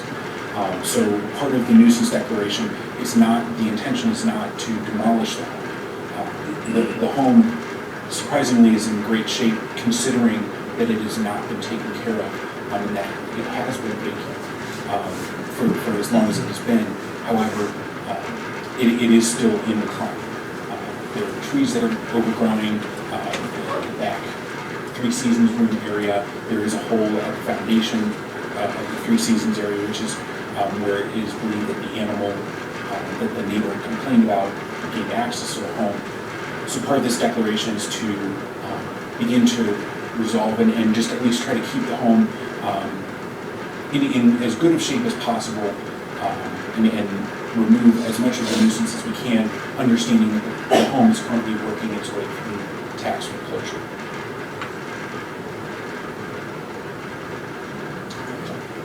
Okay, thank you, Mr. Brogan-Myers. Any questions for Mr. Brogan-Myers?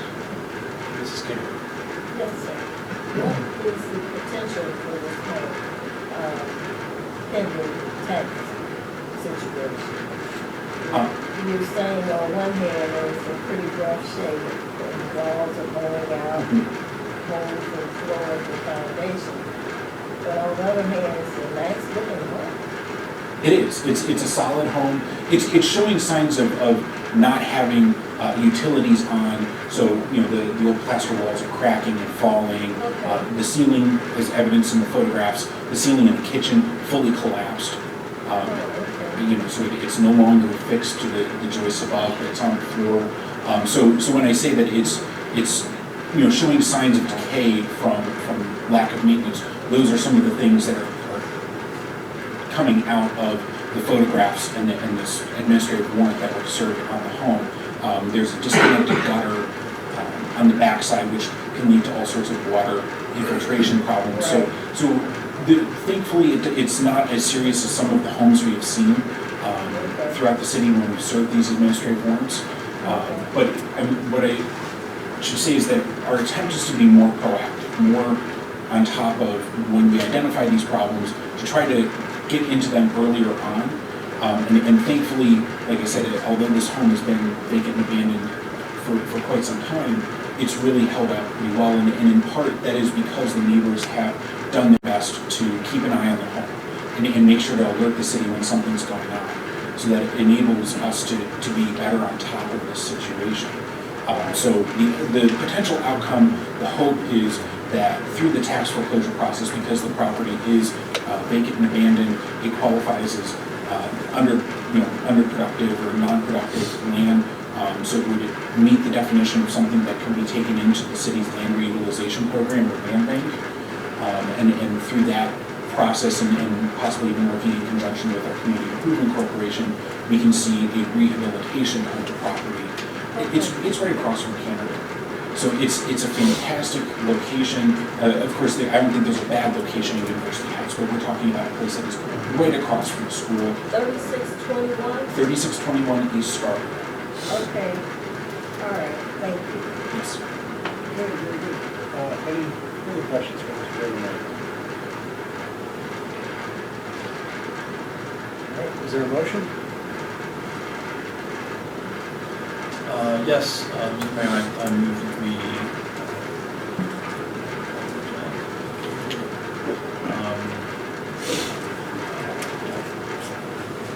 we pass ordinance 2019-76 declaring 3621 East Scarborough Road public nuisance emergency. Okay, we have a motion by Mr. Wiseman to adopt ordinance 2019-76 declaring 3621 East Scarborough Road a public nuisance on emergency. Is there a second? Second by Mr. Wiseman. Any further discussion? Yes, Mr. Yeah, I'd just like to thank Mr. Myers and the administration for Mr. Reynolds and for the work on this. I think we really dodged the bullet having the house empty for 10 years and having it not have damage worse than what we see in something that's very unusual for a house like this. If somebody wants to help themselves to the copper pipe, and once that happens, the only remedy is really to knock it down. And I think it's fantastic that we have a chance to rehab it. It's like a nice house. It's a great location right across from the school. So I'm glad for all the work that's been done. Hopefully, we can this for the city and for itself. Very good. Thank you. Thank you, Mr. Wiseman. Any other discussion? Seeing none, Mrs. Thomas, will you call the roll first on suspension of the rules? Mr. Rock? Aye. Mr. Wiseman? Aye. Mr. Sales? Aye. Mrs. Cardine? Aye. Mr. Earl? Aye. Mrs. Hagan? Aye. Mrs. White? And on the main motion? Mr. Rock? Aye. Mr. Wiseman? Aye. Mr. Sales? Aye. Mrs. Cardine? Aye. Mr. Earl? Aye. Mrs. Cameron? Aye. Mrs. White? Very good work. This is adopted on emergency. Thank you, Mr. Grogan. Item Q, resolution 2019-77, support of an application for a grant from the Cuyahoga County 2020 Community Development Supplemental Grant Program and streetscape improvements at Cedar and Taylor Roads. This is on emergency district director, Mayor. Thank you, Mayor. Council, just as a brief recovering of what the Community Development Supplemental Grant is, it is a pot of funds made available by Cuyahoga County using casino revenue funds to be able to build community, better the lives and the welfare of those in the county. But it similarly mirrors the Community Development Block Grant funding that is available through the U.S. Department of Housing and Urban Development. The difference being that first is provided for locally, it's funded for and as well as there's no geographic limitations tied to the Community Development Supplemental Grant funding like there is in the Community Development Block Grant funding. It's not a good or a bad, it's just a difference. An additional difference is that using the CDSG funding, the city can apply for up to $50,000 for projects that benefit the community and the welfare of the residents in the community. So the grant is the grant window is currently open with the applications due by January 3rd of 2020. So we held our initial public feedback hearing way back in June. Unfortunately, no one attended, but so we held a second meeting just a couple weeks ago on December 5th. We were very fortunate to have the Blumenfelds and another resident in the community there, and we had our city planner, Brendan Zach, host the meeting and guide the participants through a solicitation of feedback. We want to hear from people what they would like to see the funding go towards. I apologize, I have not had a chance to post the feedback on the website like is my usual, and I will make sure that gets posted. There was a lot of great feedback, ranging from starting the sidewalk leveling and replacement program, installing traffic calming devices throughout the city, but with particular focus on Salisbury Road, offset the cost of the city's new branded signage, improving the city street signs, having a community night out in various business districts. So there were a lot of great ideas that came out of the public feedback, the public hearing, and that's part of why I love so much having those feedback sessions and having them be attended by our residents. There were two bits of feedback that were provided prior to the hearing that I think maybe geared themselves or lended themselves more towards kind of what the community development supplemental grant application was initially designed for. The first was the streetscape improvements to the Cedar Taylor Business District, and the second being installing an elevator at City Hall. Both really of great consideration, but in large part because of the cost that we found out when we were looking at possibly installing an elevator at City Hall last year, it didn't lend itself to this grant as much as maybe other grants. So the idea that we've settled on and certainly have long talked about is streetscape for the Cedar Taylor Business District. And with the idea being that we want to have the same streetscape elements that are currently on the Cleveland Heights side, the bike racks and the benches and the trash cans and everything. And how long has this been discussed? But to finally have those across the street, and I think a part of why this is so compelling is given all the potential development we're seeing, especially on the northeastern corner of that intersection of that business district. As we look at Kingsborough having already received approval for their new location and their build out, seeing the potential with the Midas site being for sale, seeing the action pest control come down and the possibility for development there, and the possibility of residential attached development on the green space of the business district. So before you tonight is a request for us to be able to make application for those streetscape elements. We've been working with the Cedar Taylor Development Association. We've been emailing with them back and forth to help us guide some of the selection of the benches and the colors and all of those things to make sure that, as they continue to change and add new elements to the business district, that we're not just keeping up, but we're actually setting the pace. Because they're already looking at installing different types of benches that are currently in the business district. And so we have the potential to be those first to put those benches in place.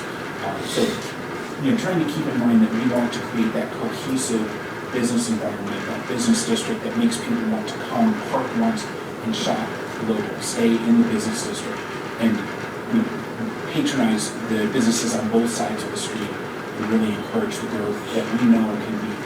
And that's the point of this grant, and that's why we want to seek your approval to put streetscape into the Cedar Taylor Business District.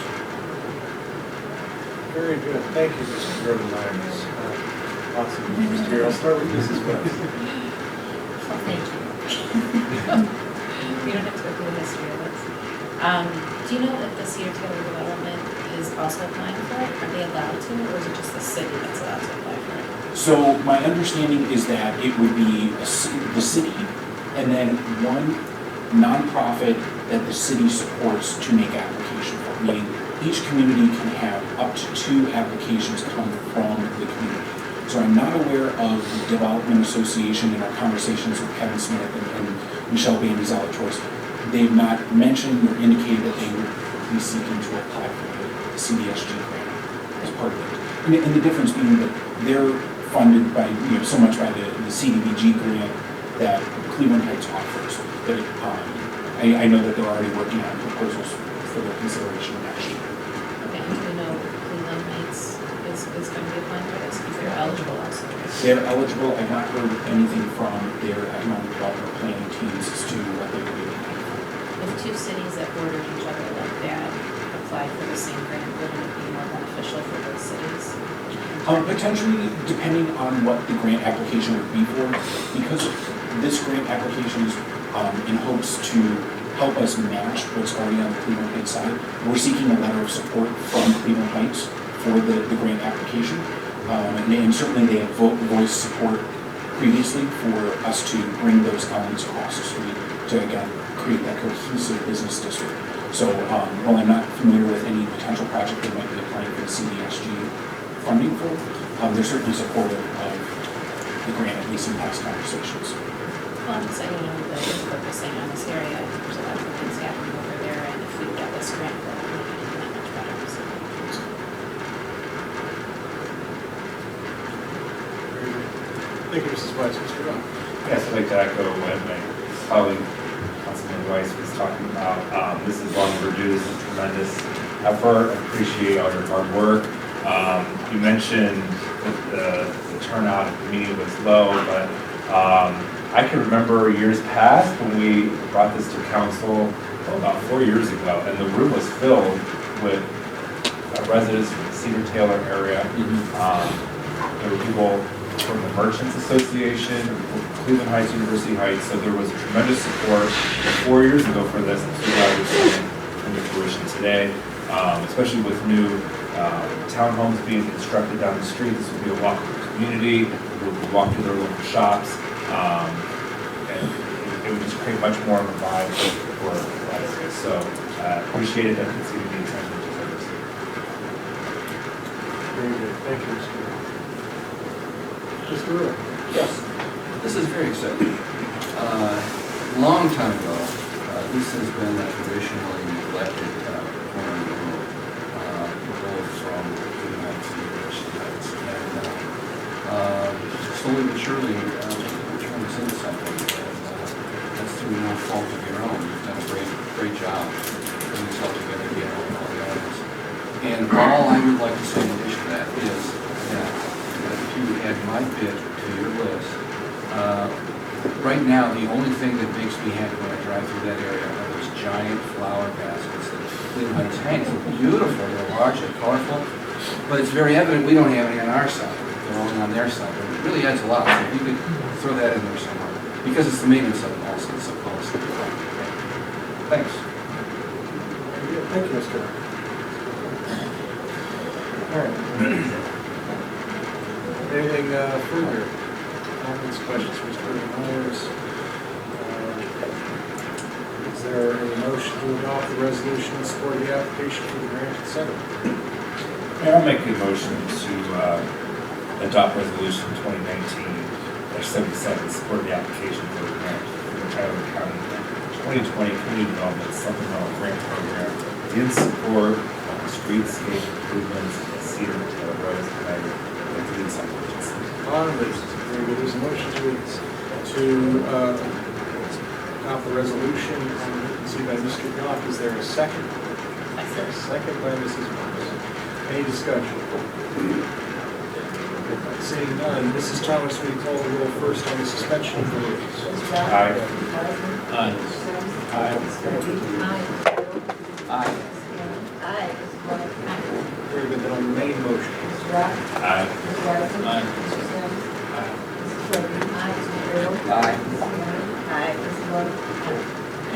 Very good. Resolution is adopted. Next, thank you, Mr. Myers. Next is a letter R, a motion to enter into the Heights Hillcrest Fire Investigation Unit Team. Chief Turco, you have the floor, sir. Thank you, Mayor. Good evening, Council. As the Mayor indicated, you're looking at an agreement here to enter a regional fire investigation team. Just a little history on fire investigation. When I got hired in the department here, our department had 6 fire investigators as part of our own internal team. That was slowly disbanded, and we've been trying to maintain with at least one member to conduct investigations of all fires, even small fires. So some of the duties of an investigator are to determine the cause and origin of a fire, large or small, collect evidence, conduct photo documentation, interview witnesses and other parties involved, work with law enforcement, and sometimes the state, as well as the ATF if there's serious crime, injury, or fatality involved. So a lot of education and training required for the position. That can be costly for a small department like ours. The Hillcrest Fire Chiefs have been doing this on a regional effort since the late 1990s, and the Heights Chiefs have discussed getting together. Cleveland Heights, Shaker Heights, University Heights, only being 3 cities. We asked the Hillcrest Chiefs if they would consider bringing us into their team. By joining them, that would be a total of 13 cities involved. Last year, they drafted an MOU for us to enter into the agreement with them, to start operating and training with them. And then this is the formal revision of the contract to include the 3 Heights cities. And so the contract requires 1 investigator from each city, a $500 annual fee. That goes towards training, personal protective equipment, and the maintenance of the vehicle. There's 1 utility vehicle that's currently housed at the Bayfield Heights Fire Department at this time that has evidence collection and hand tools and the like for doing fire investigations. So the fee maintains that vehicle as well. That's about it. Very good, thank you, Chief Perko. Are there any questions for Chief Perko on this presentation and proposed motion? Mrs. Weiss.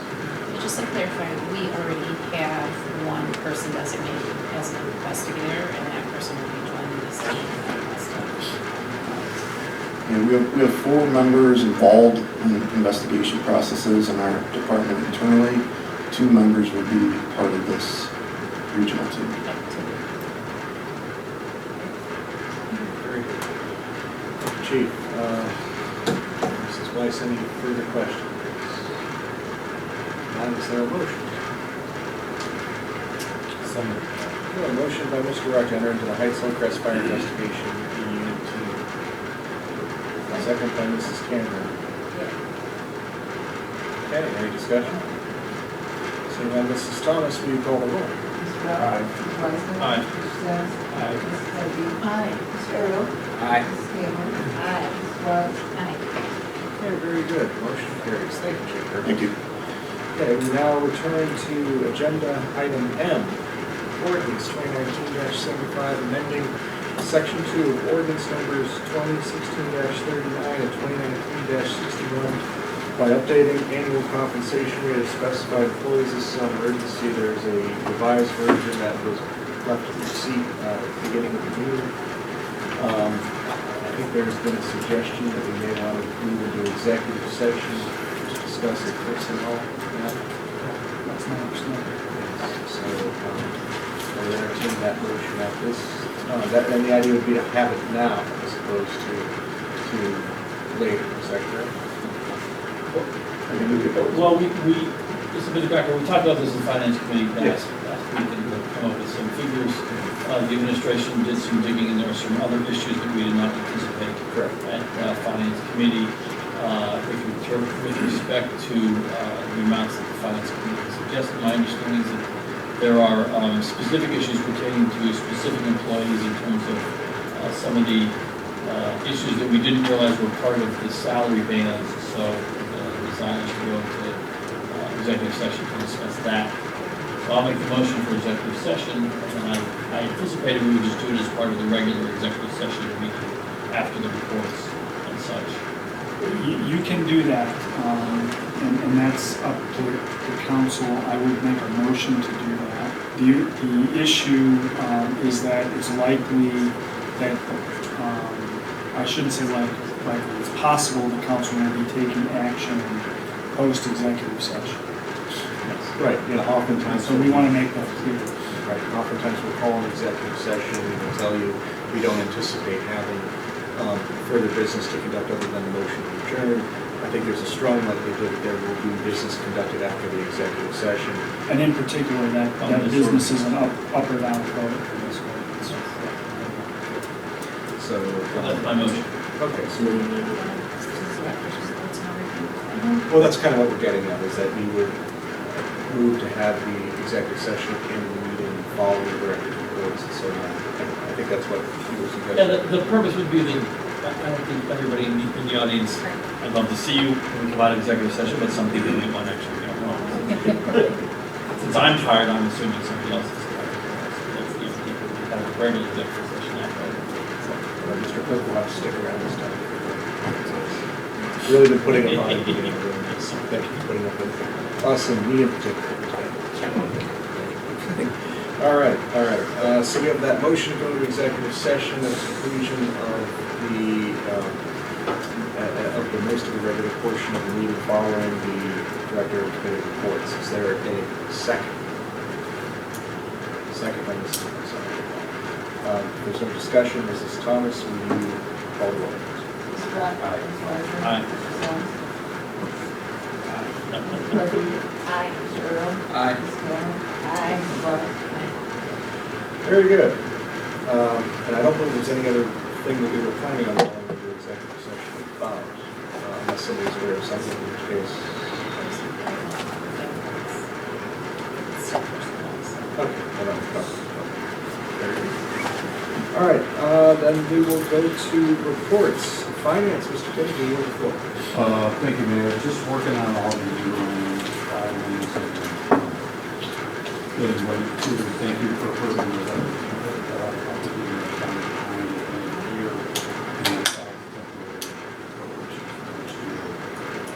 one update that when I came here, the reconciliation we've done through March, we're now like October, and this will go close in November. So thank you to the folks in the finance department. That was done all in two and things are balanced. Good news there.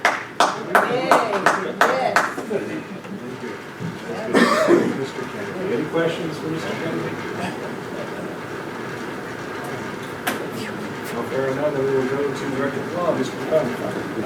Very briefly, Mayor, I'll be spending, I think, quite a bit of time in the next month or so working on the TIF development agreement, as well as trying to finalize the purchase agreement between the school district and the city for the purchase of the parcels that will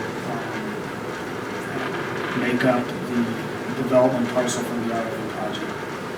That concludes my report. Okay, thank you, Mr. McConnell. All good stuff. That brings us to public safety. We'll go first with police. Chief Rogers. Thank you, Mayor. Good evening, Council. I'm going to be reporting on 2 items tonight. First item is regarding community engagement. On Saturday, the 14th, the police department had its first ever Shop with the Cop event, and it was a tremendous event, very well received. Our Office of Community Policing did an outstanding job with coordinating with Target as well as the school district to put this event on.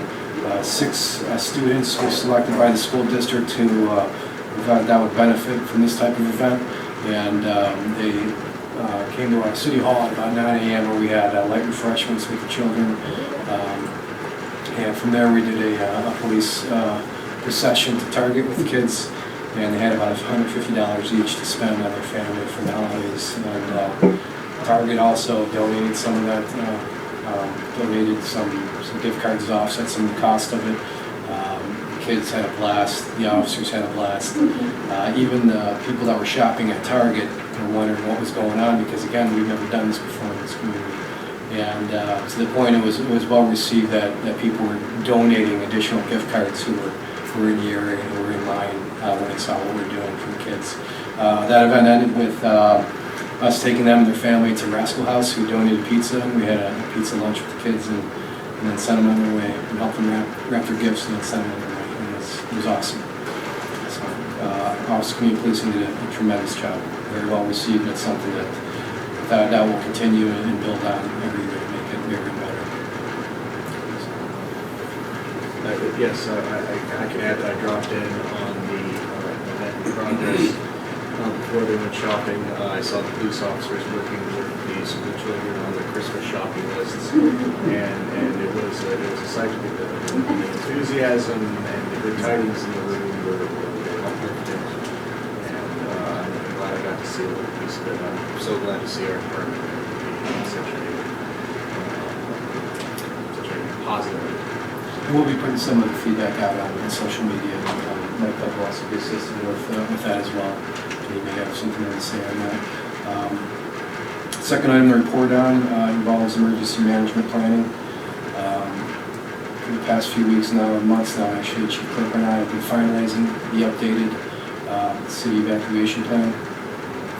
This past week, I met with other entities to discuss, preliminary discuss MOUs that would be needed for evacuation assembly points, as well as the transportation that would be needed for emergency assembly points in the city to assist those that would not have their own transportation with getting to an evacuation shelter. Again, that's just some of the more recent meetings and discussion we've had in the process of finalizing an updated evacuation plan with the assistance of county emergency management. Ultimately, the county, their intentions are to have everybody's in a regional perspective of evacuation plans so that our evacuation routes can be coordinated throughout the county, so that if and when the time does come, depending on the location where evacuation sites need to be and evacuation routes need to go, everything is planned at a very large-scale regional perspective to streamline the process and make it very efficient. It's just ongoing. That's all I have to do. Very good. Thank you, Chief Rogers. Any questions for Chief Rogers? Mr. Singh? Mr. Question, but Chief, I want to commend you and your department on all of the work that you do for the city. I had the opportunity this past Saturday to be with a council person in another community, which I went down, and he was telling me all about their shop for cop program. I said that would be some. I said we didn't do it, and I said that would be something wonderful if we did. So I'm happy to go back with the board if we do it. So congratulations on that in particular, but you have a great department. I agree. Thank you. Thank you, Councilman. Anything further? Anything else for Chief Rogers? Thank you, Chief Rogers. Public Safety Fire, Chief Perko. Give the floor, sir.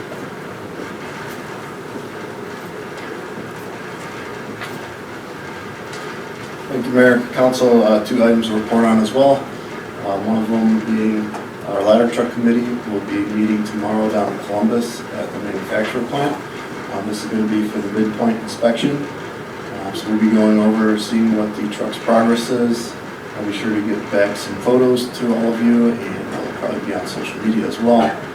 We'll have a very good idea of when we can expect the truck to arrive and be finished, and we'll get that information out to you. Second item is thanks to the Safety Committee for their support with the Home Safety Inspection Program for 2020. So we're working on finalizing the details on how we want to roll that out. We'll be starting a campaign in the spring, going door to door, offering free home inspections to any residents that would like us to come in and help them understand what some of the fire safety hazards are, hang smoke detectors, carbon monoxide detectors, if they have any that need to be hung. We'll also be trying to seek out additional grant funding to hopefully support things like detectors in the future, and we'll be starting that in the new year.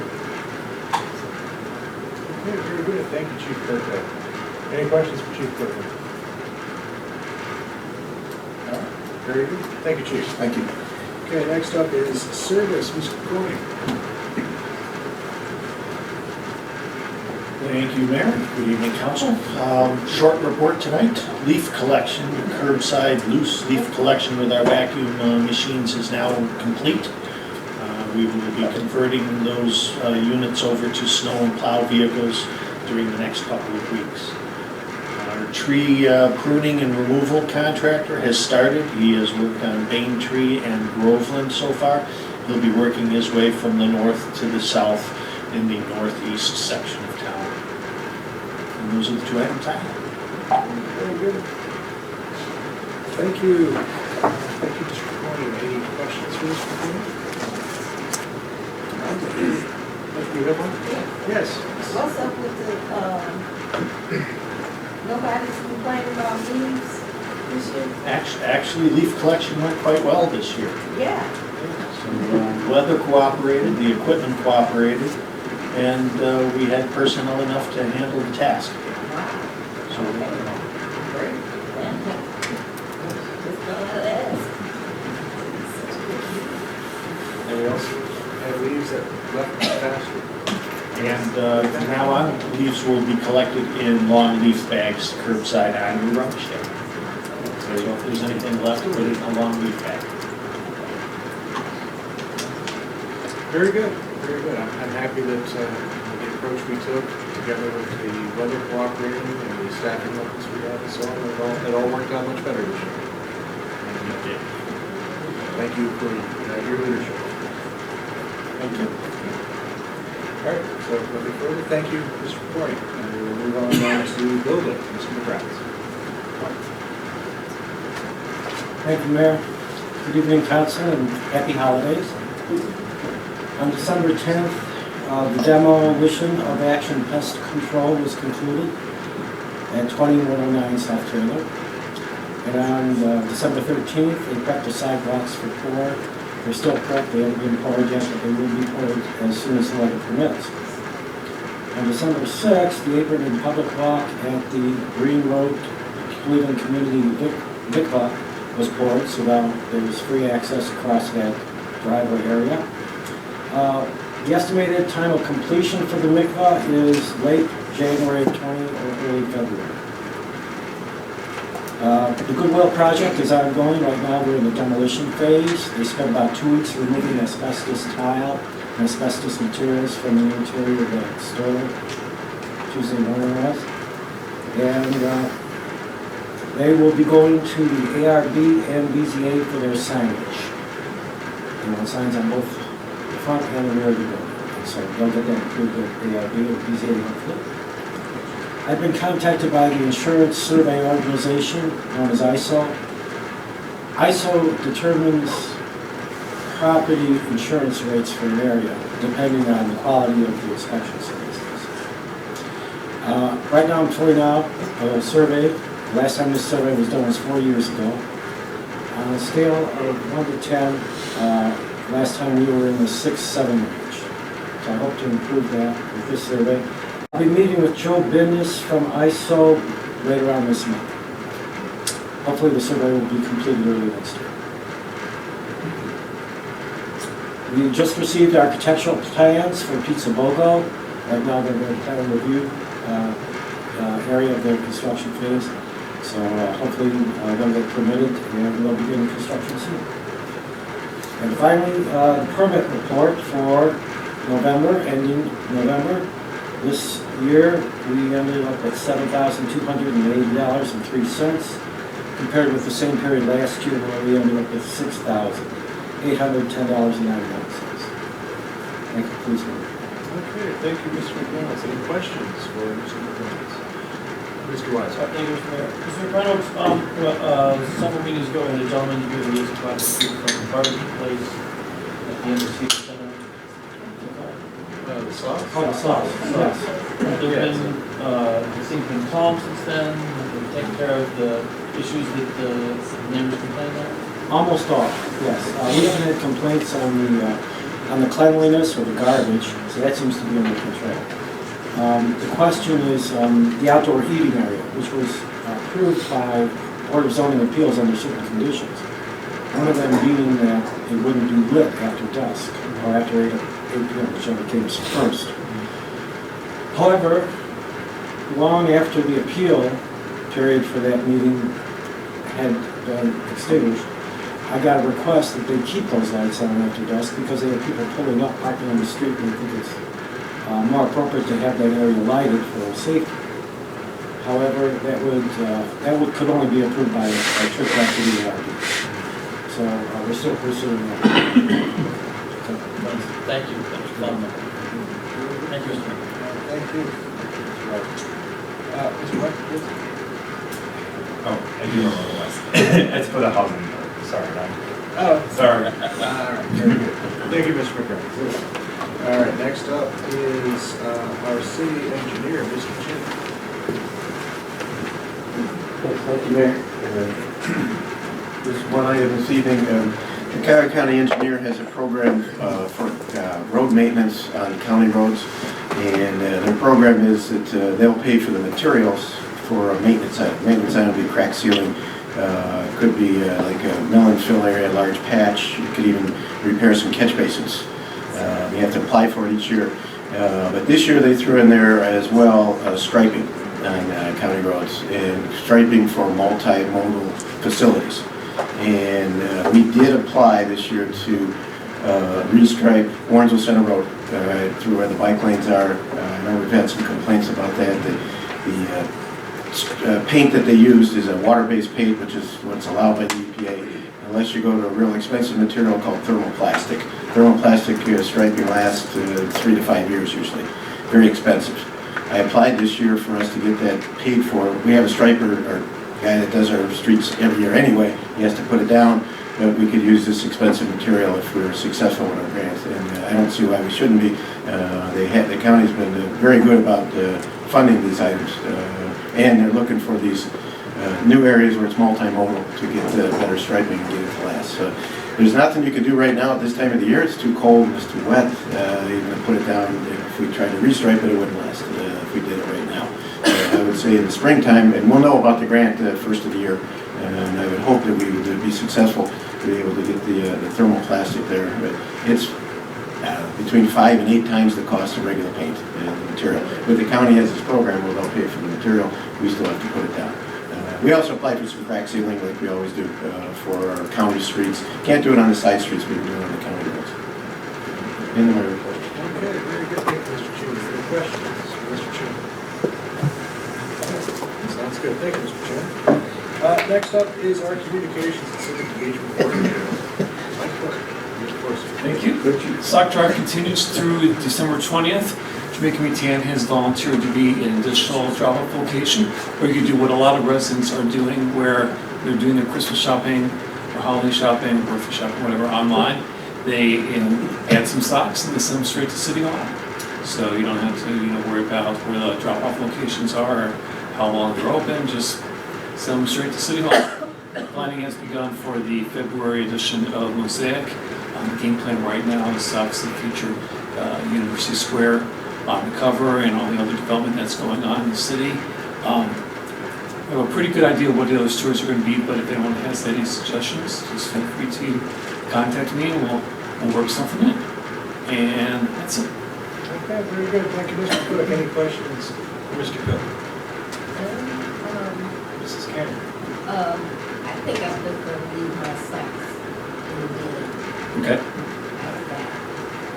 Very good, yeah. This building, the administration's a drop-off location, so you saw the fancy basket right out there, so feel free to do that. Very good. Thank you, Mrs. Cannon. And thank you, Mr. Cook. Next up is economic development. Mrs. Director. Good evening, Mayor and Council. A few announcements. The first one I'd like to talk to you about tonight is the Cedar Green Shopping Center. As you know, Ellie's has been one of the vacant spots. That is being remodeled right now, and what it's going to do is be 3 independent accountants, and there will be a nonprofit organization. I have put calls in to find out what the nonprofit organization is. However, I did not get a return call in time for this meeting, but it is 3 independent accountants. They're not splitting the space. It'll be one whole space, so it'll be a shared work site over there. They're hoping to open up for business rather soon, so probably right after the first of the year.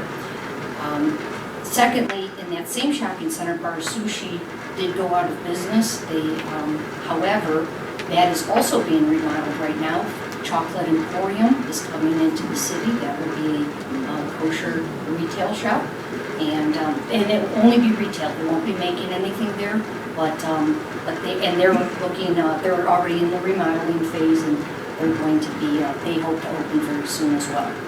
And then I will be scheduling time with that property owner. There are some zoning issues. I brought that up at past meetings. When the owner said he would contacted me after the holidays. I didn't hear from him. I kept calling him. He goes, hey, I said that after the holidays, like New Year's. I said, oh, I thought you meant Thanksgiving. So after New Year's, then we'll be meeting again with Luke, and because there are some zoning issues we want to wrap up over there. He is doing his survey, and he's waiting to hear from the folks about the deeds over, because there's different parcels over there. So that'll be one of the zoning items we work on next year to clean up for you. Second announcement is started doing a small business spotlight. So in all of our newsletters, not the Mosaic, but the city newsletters that go out, we'll be highlighting 1, 2, and depending on the room in the newsletter, maybe 3 small businesses every month, just to promote somebody and make sure people are aware of what businesses, different types of businesses are in University Heights. Thirdly, as Mr. McReynolds mentioned, the former Action Pest was demolished last week. However, I would like to give proper recognition to Patrick Rogan Myers. Patrick is the one who was persistent and really was responsible for following through with the land bank and working closely with the land bank to get them to demo that property. And what that has done now is it demoed a blight that was really, if you haven't gone by there, I would recommend you taking a drive over there. They did a great job on this demo job, very clean coming off. It was attached to another building through a firewall. They did a really nice clean removal over there. And what this has done now is to create a site that will now have great potential for the redevelopment vision we've been working on over in the Cedar-Taylor district. But it was really Patrick who followed through from start to finish with that whole demolition, and staying on top of the land bank, calling them, probably every 2 weeks to make sure we got this done. So I want to thank Patrick for his work on that. And then also, I would like to thank Councilman Sims and Councilwoman Cameron, both of you, for your support to me and my department for the past year. And I want to wish you both well as you move on to a new chapter in your lives. And since this is the last meeting of the year, just want to wish everyone a happy and healthy new year. Thank you. That's my report. All right, any questions for Mrs. Director? All right, staying there. Thank you. Mr. Grogan Myers, Housing and Community Development, Workforce. Thank you, Mayor. Council, a few things to report on tonight. Last Thursday, December 12th, NOACA held its, I believe, final public hearing on the Taylor Road striping study that they have been doing for us in Cleveland Heights over the past year. So they are set to finalize that plan, make final recommendations, and release the plan early next year. I'll be sure to make that report available on the city's website as well as send it out to you all in the newly elected and newly installed, by the time the plan is released, council members early next year. The second item is 3761 Northwood, the first infill house that Kinetis will be building here in the city. Just went through the architectural review board last month and will be on the Board of Zoning Appeals agenda for next week. I believe there's one variance that was identified by Commissioner McReynolds. So stay tuned, that will be working its way through the process. So we will see groundbreaking here soon in early 2020.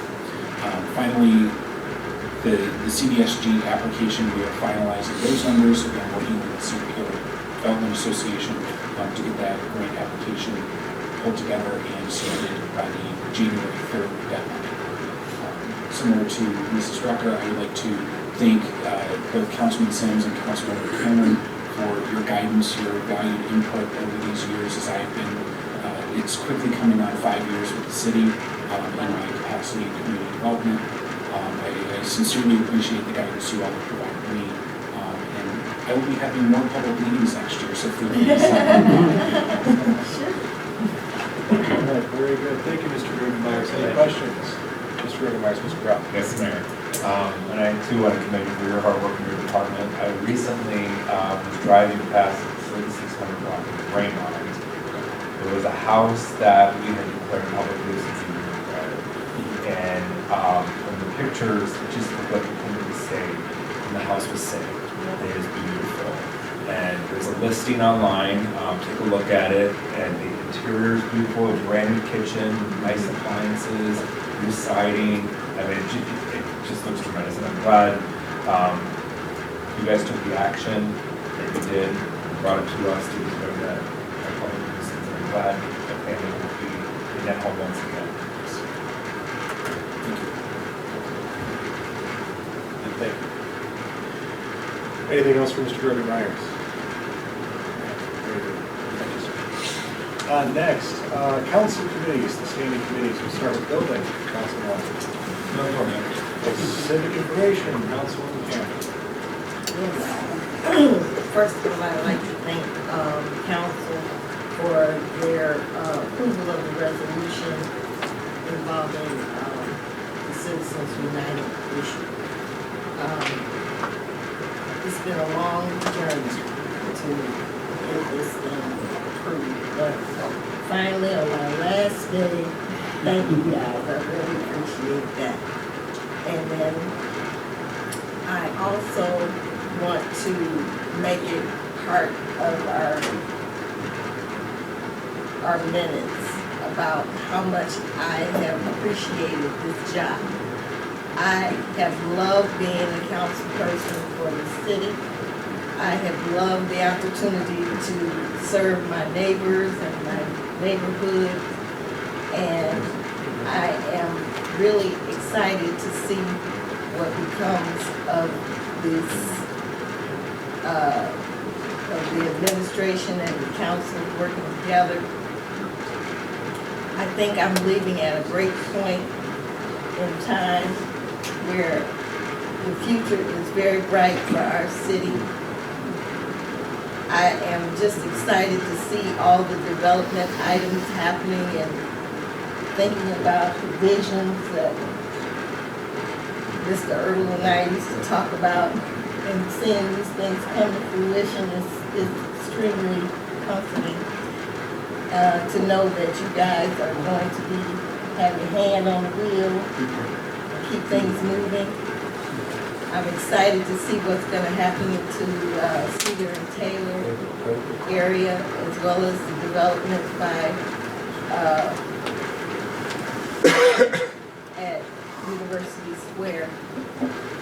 So I feel like I'm leaving at a good point. I'm not depressed about leaving. I'm just really gratified to have had this experience, and I'm looking forward to seeing what everybody is going to do next year, in this upcoming years. Thank you very much. Thank you, Mrs. Campbell. It's been a pleasure serving with you. We wish you all your best. Thank you. Let's go ahead and do this.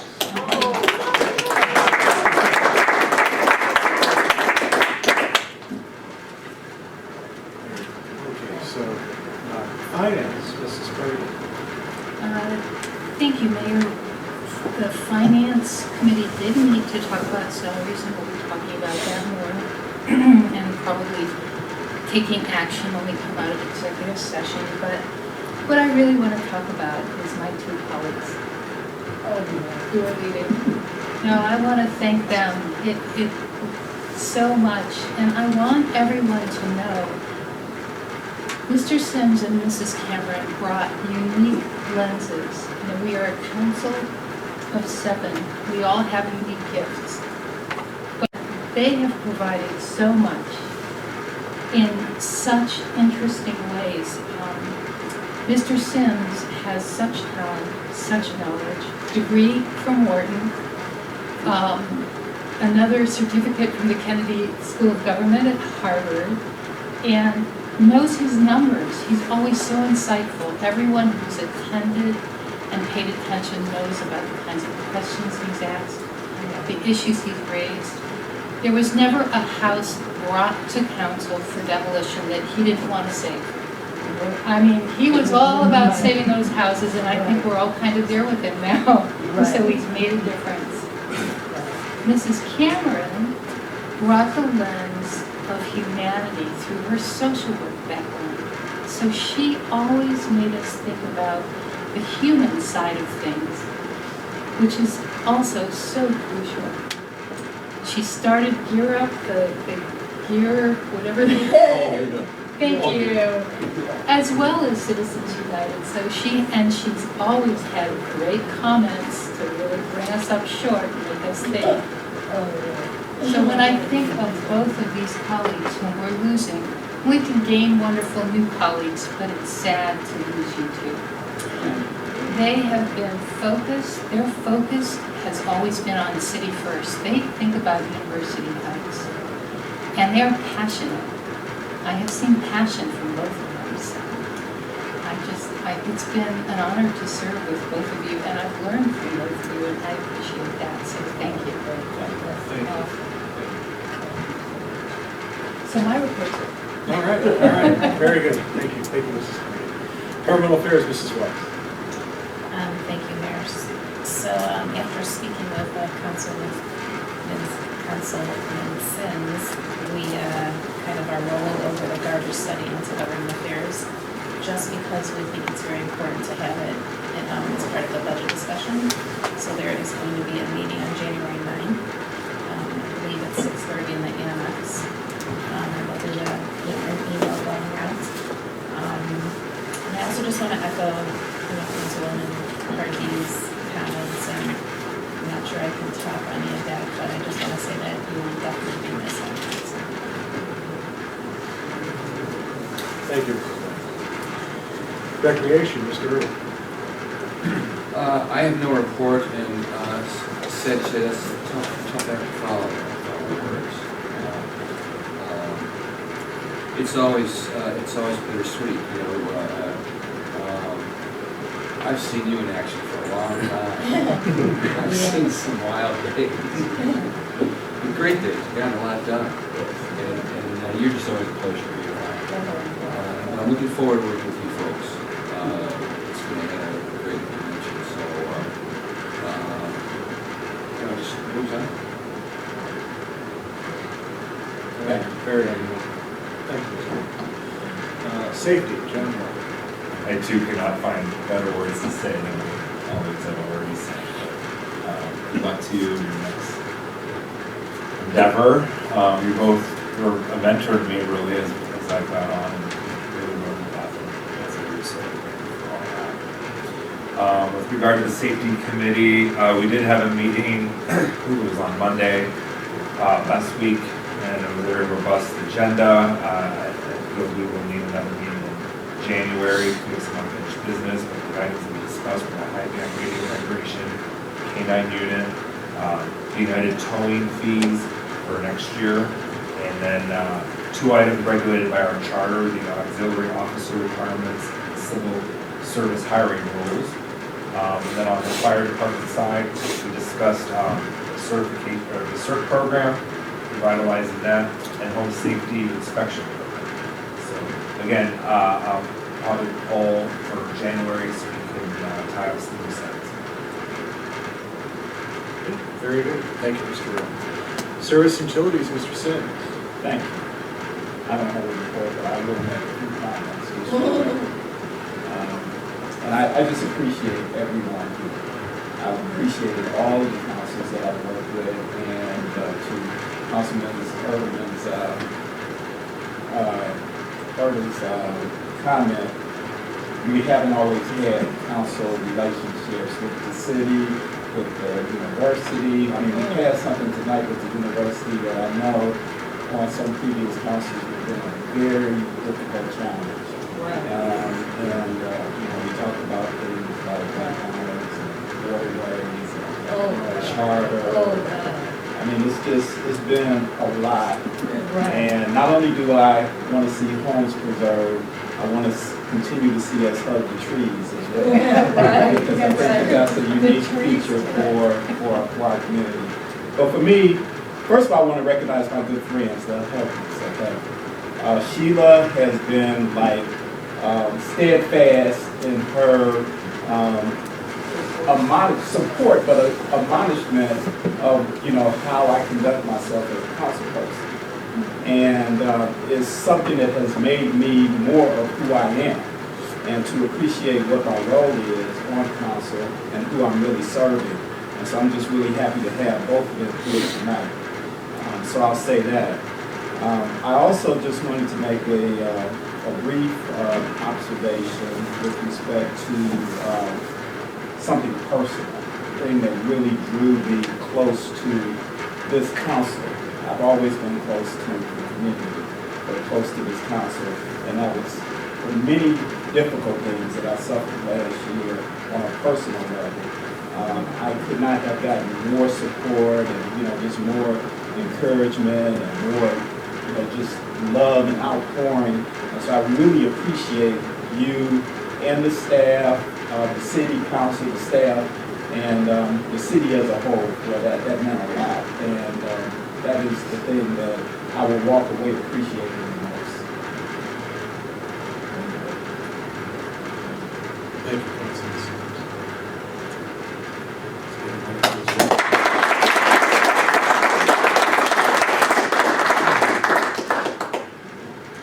Very good. That leaves Committee of the Whole, Mrs. Carter. Oh, no, thank you. All right, well, we've exhausted most of the regular part of the agenda. There's one item that we will be coming back to consider after the executive session. I would ask Mr. Cook to leave the camera, to Mrs. Thomas to leave the microphones outside for that, because there could be some discussion on the record that will necessitate those things. I want to wish everyone a happy holiday, a happy new year. When we come back on January 6th to have our swearings in of our new council members and our re-elected council members, I want you all to know we'll be doing that at John Carroll University in the Donahue Auditorium at the Dolan Science Center. So where we were 2 years ago when we had the swearing-in ceremonies for myself and the elected council members, then we will be back there.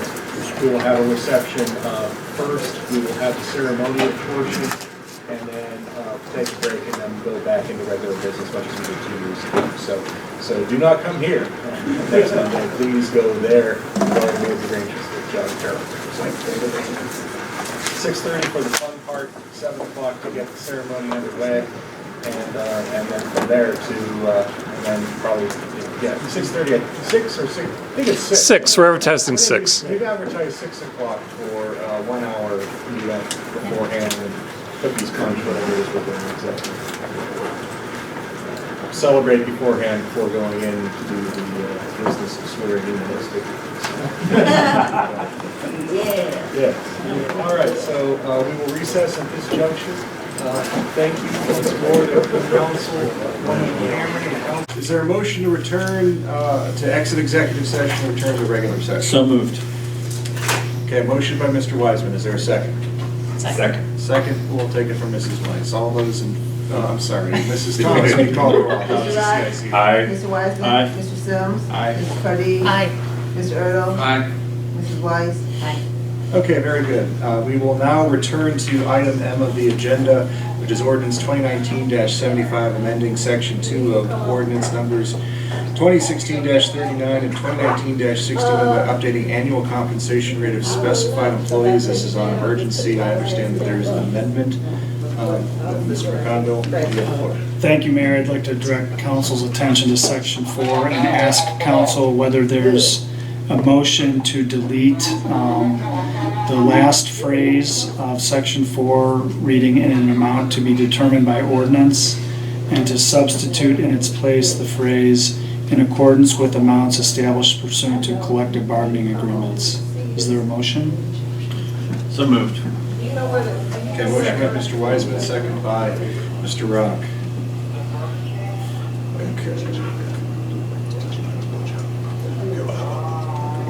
Okay, is there any discussion on this motion to amend?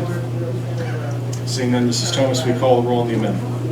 Mr. Rock? Aye. Mr. Wiseman? Aye. Mr. Sims? Aye. Mrs. Pardee? Aye. Mr. Ertl? Aye. Mrs. Weiss? Aye. Okay, very good. Is there a motion to adopt the ordinance 2019-75? So moved. On emergency. On emergency, thank you. On emergency. Second. All right, so we have a motion to adopt on emergency by Mr. Wiseman, a second by by Mr. Brock. Is there any discussion? All right. Well then, Mrs. Thomas, will you call the roll first on the suspension of the rules? Mr. Rock? Aye. Mr. Wiseman? Aye. Mr. Sims? Aye. Mrs. Pardee? Aye. Mr. Earl? Aye. Mrs. Weiss? Aye. And then on the main motion? Mr. Rock? Aye. Mr. Wiseman? Aye. Mr. Sims? Aye. Mrs. Pardee? Aye. Mr. Earl? Aye. Mr. Weiss? Okay, motion carries. Is, Move to adjourn. There's a motion to adjourn by Mr. Wiseman. Is there a second? Second. Second by Mr. Sims, his final act. As a council member. Yes, thank you for clarifying that. All right, Mrs. Thomas, will you call the roll? Mr. Rock? Aye. Mr. Wiseman? Aye. Mr. Sims? Aye. Mrs. Pardee? Aye. Mr. Earl? Aye. Mr. Weiss? Aye. Mr. Cameron? All right, we're adjourned. Have a good All right. year. Thank you. Good rest of the Thanks. day. Happy holidays. Oh, hey, everybody, there's foil and plate.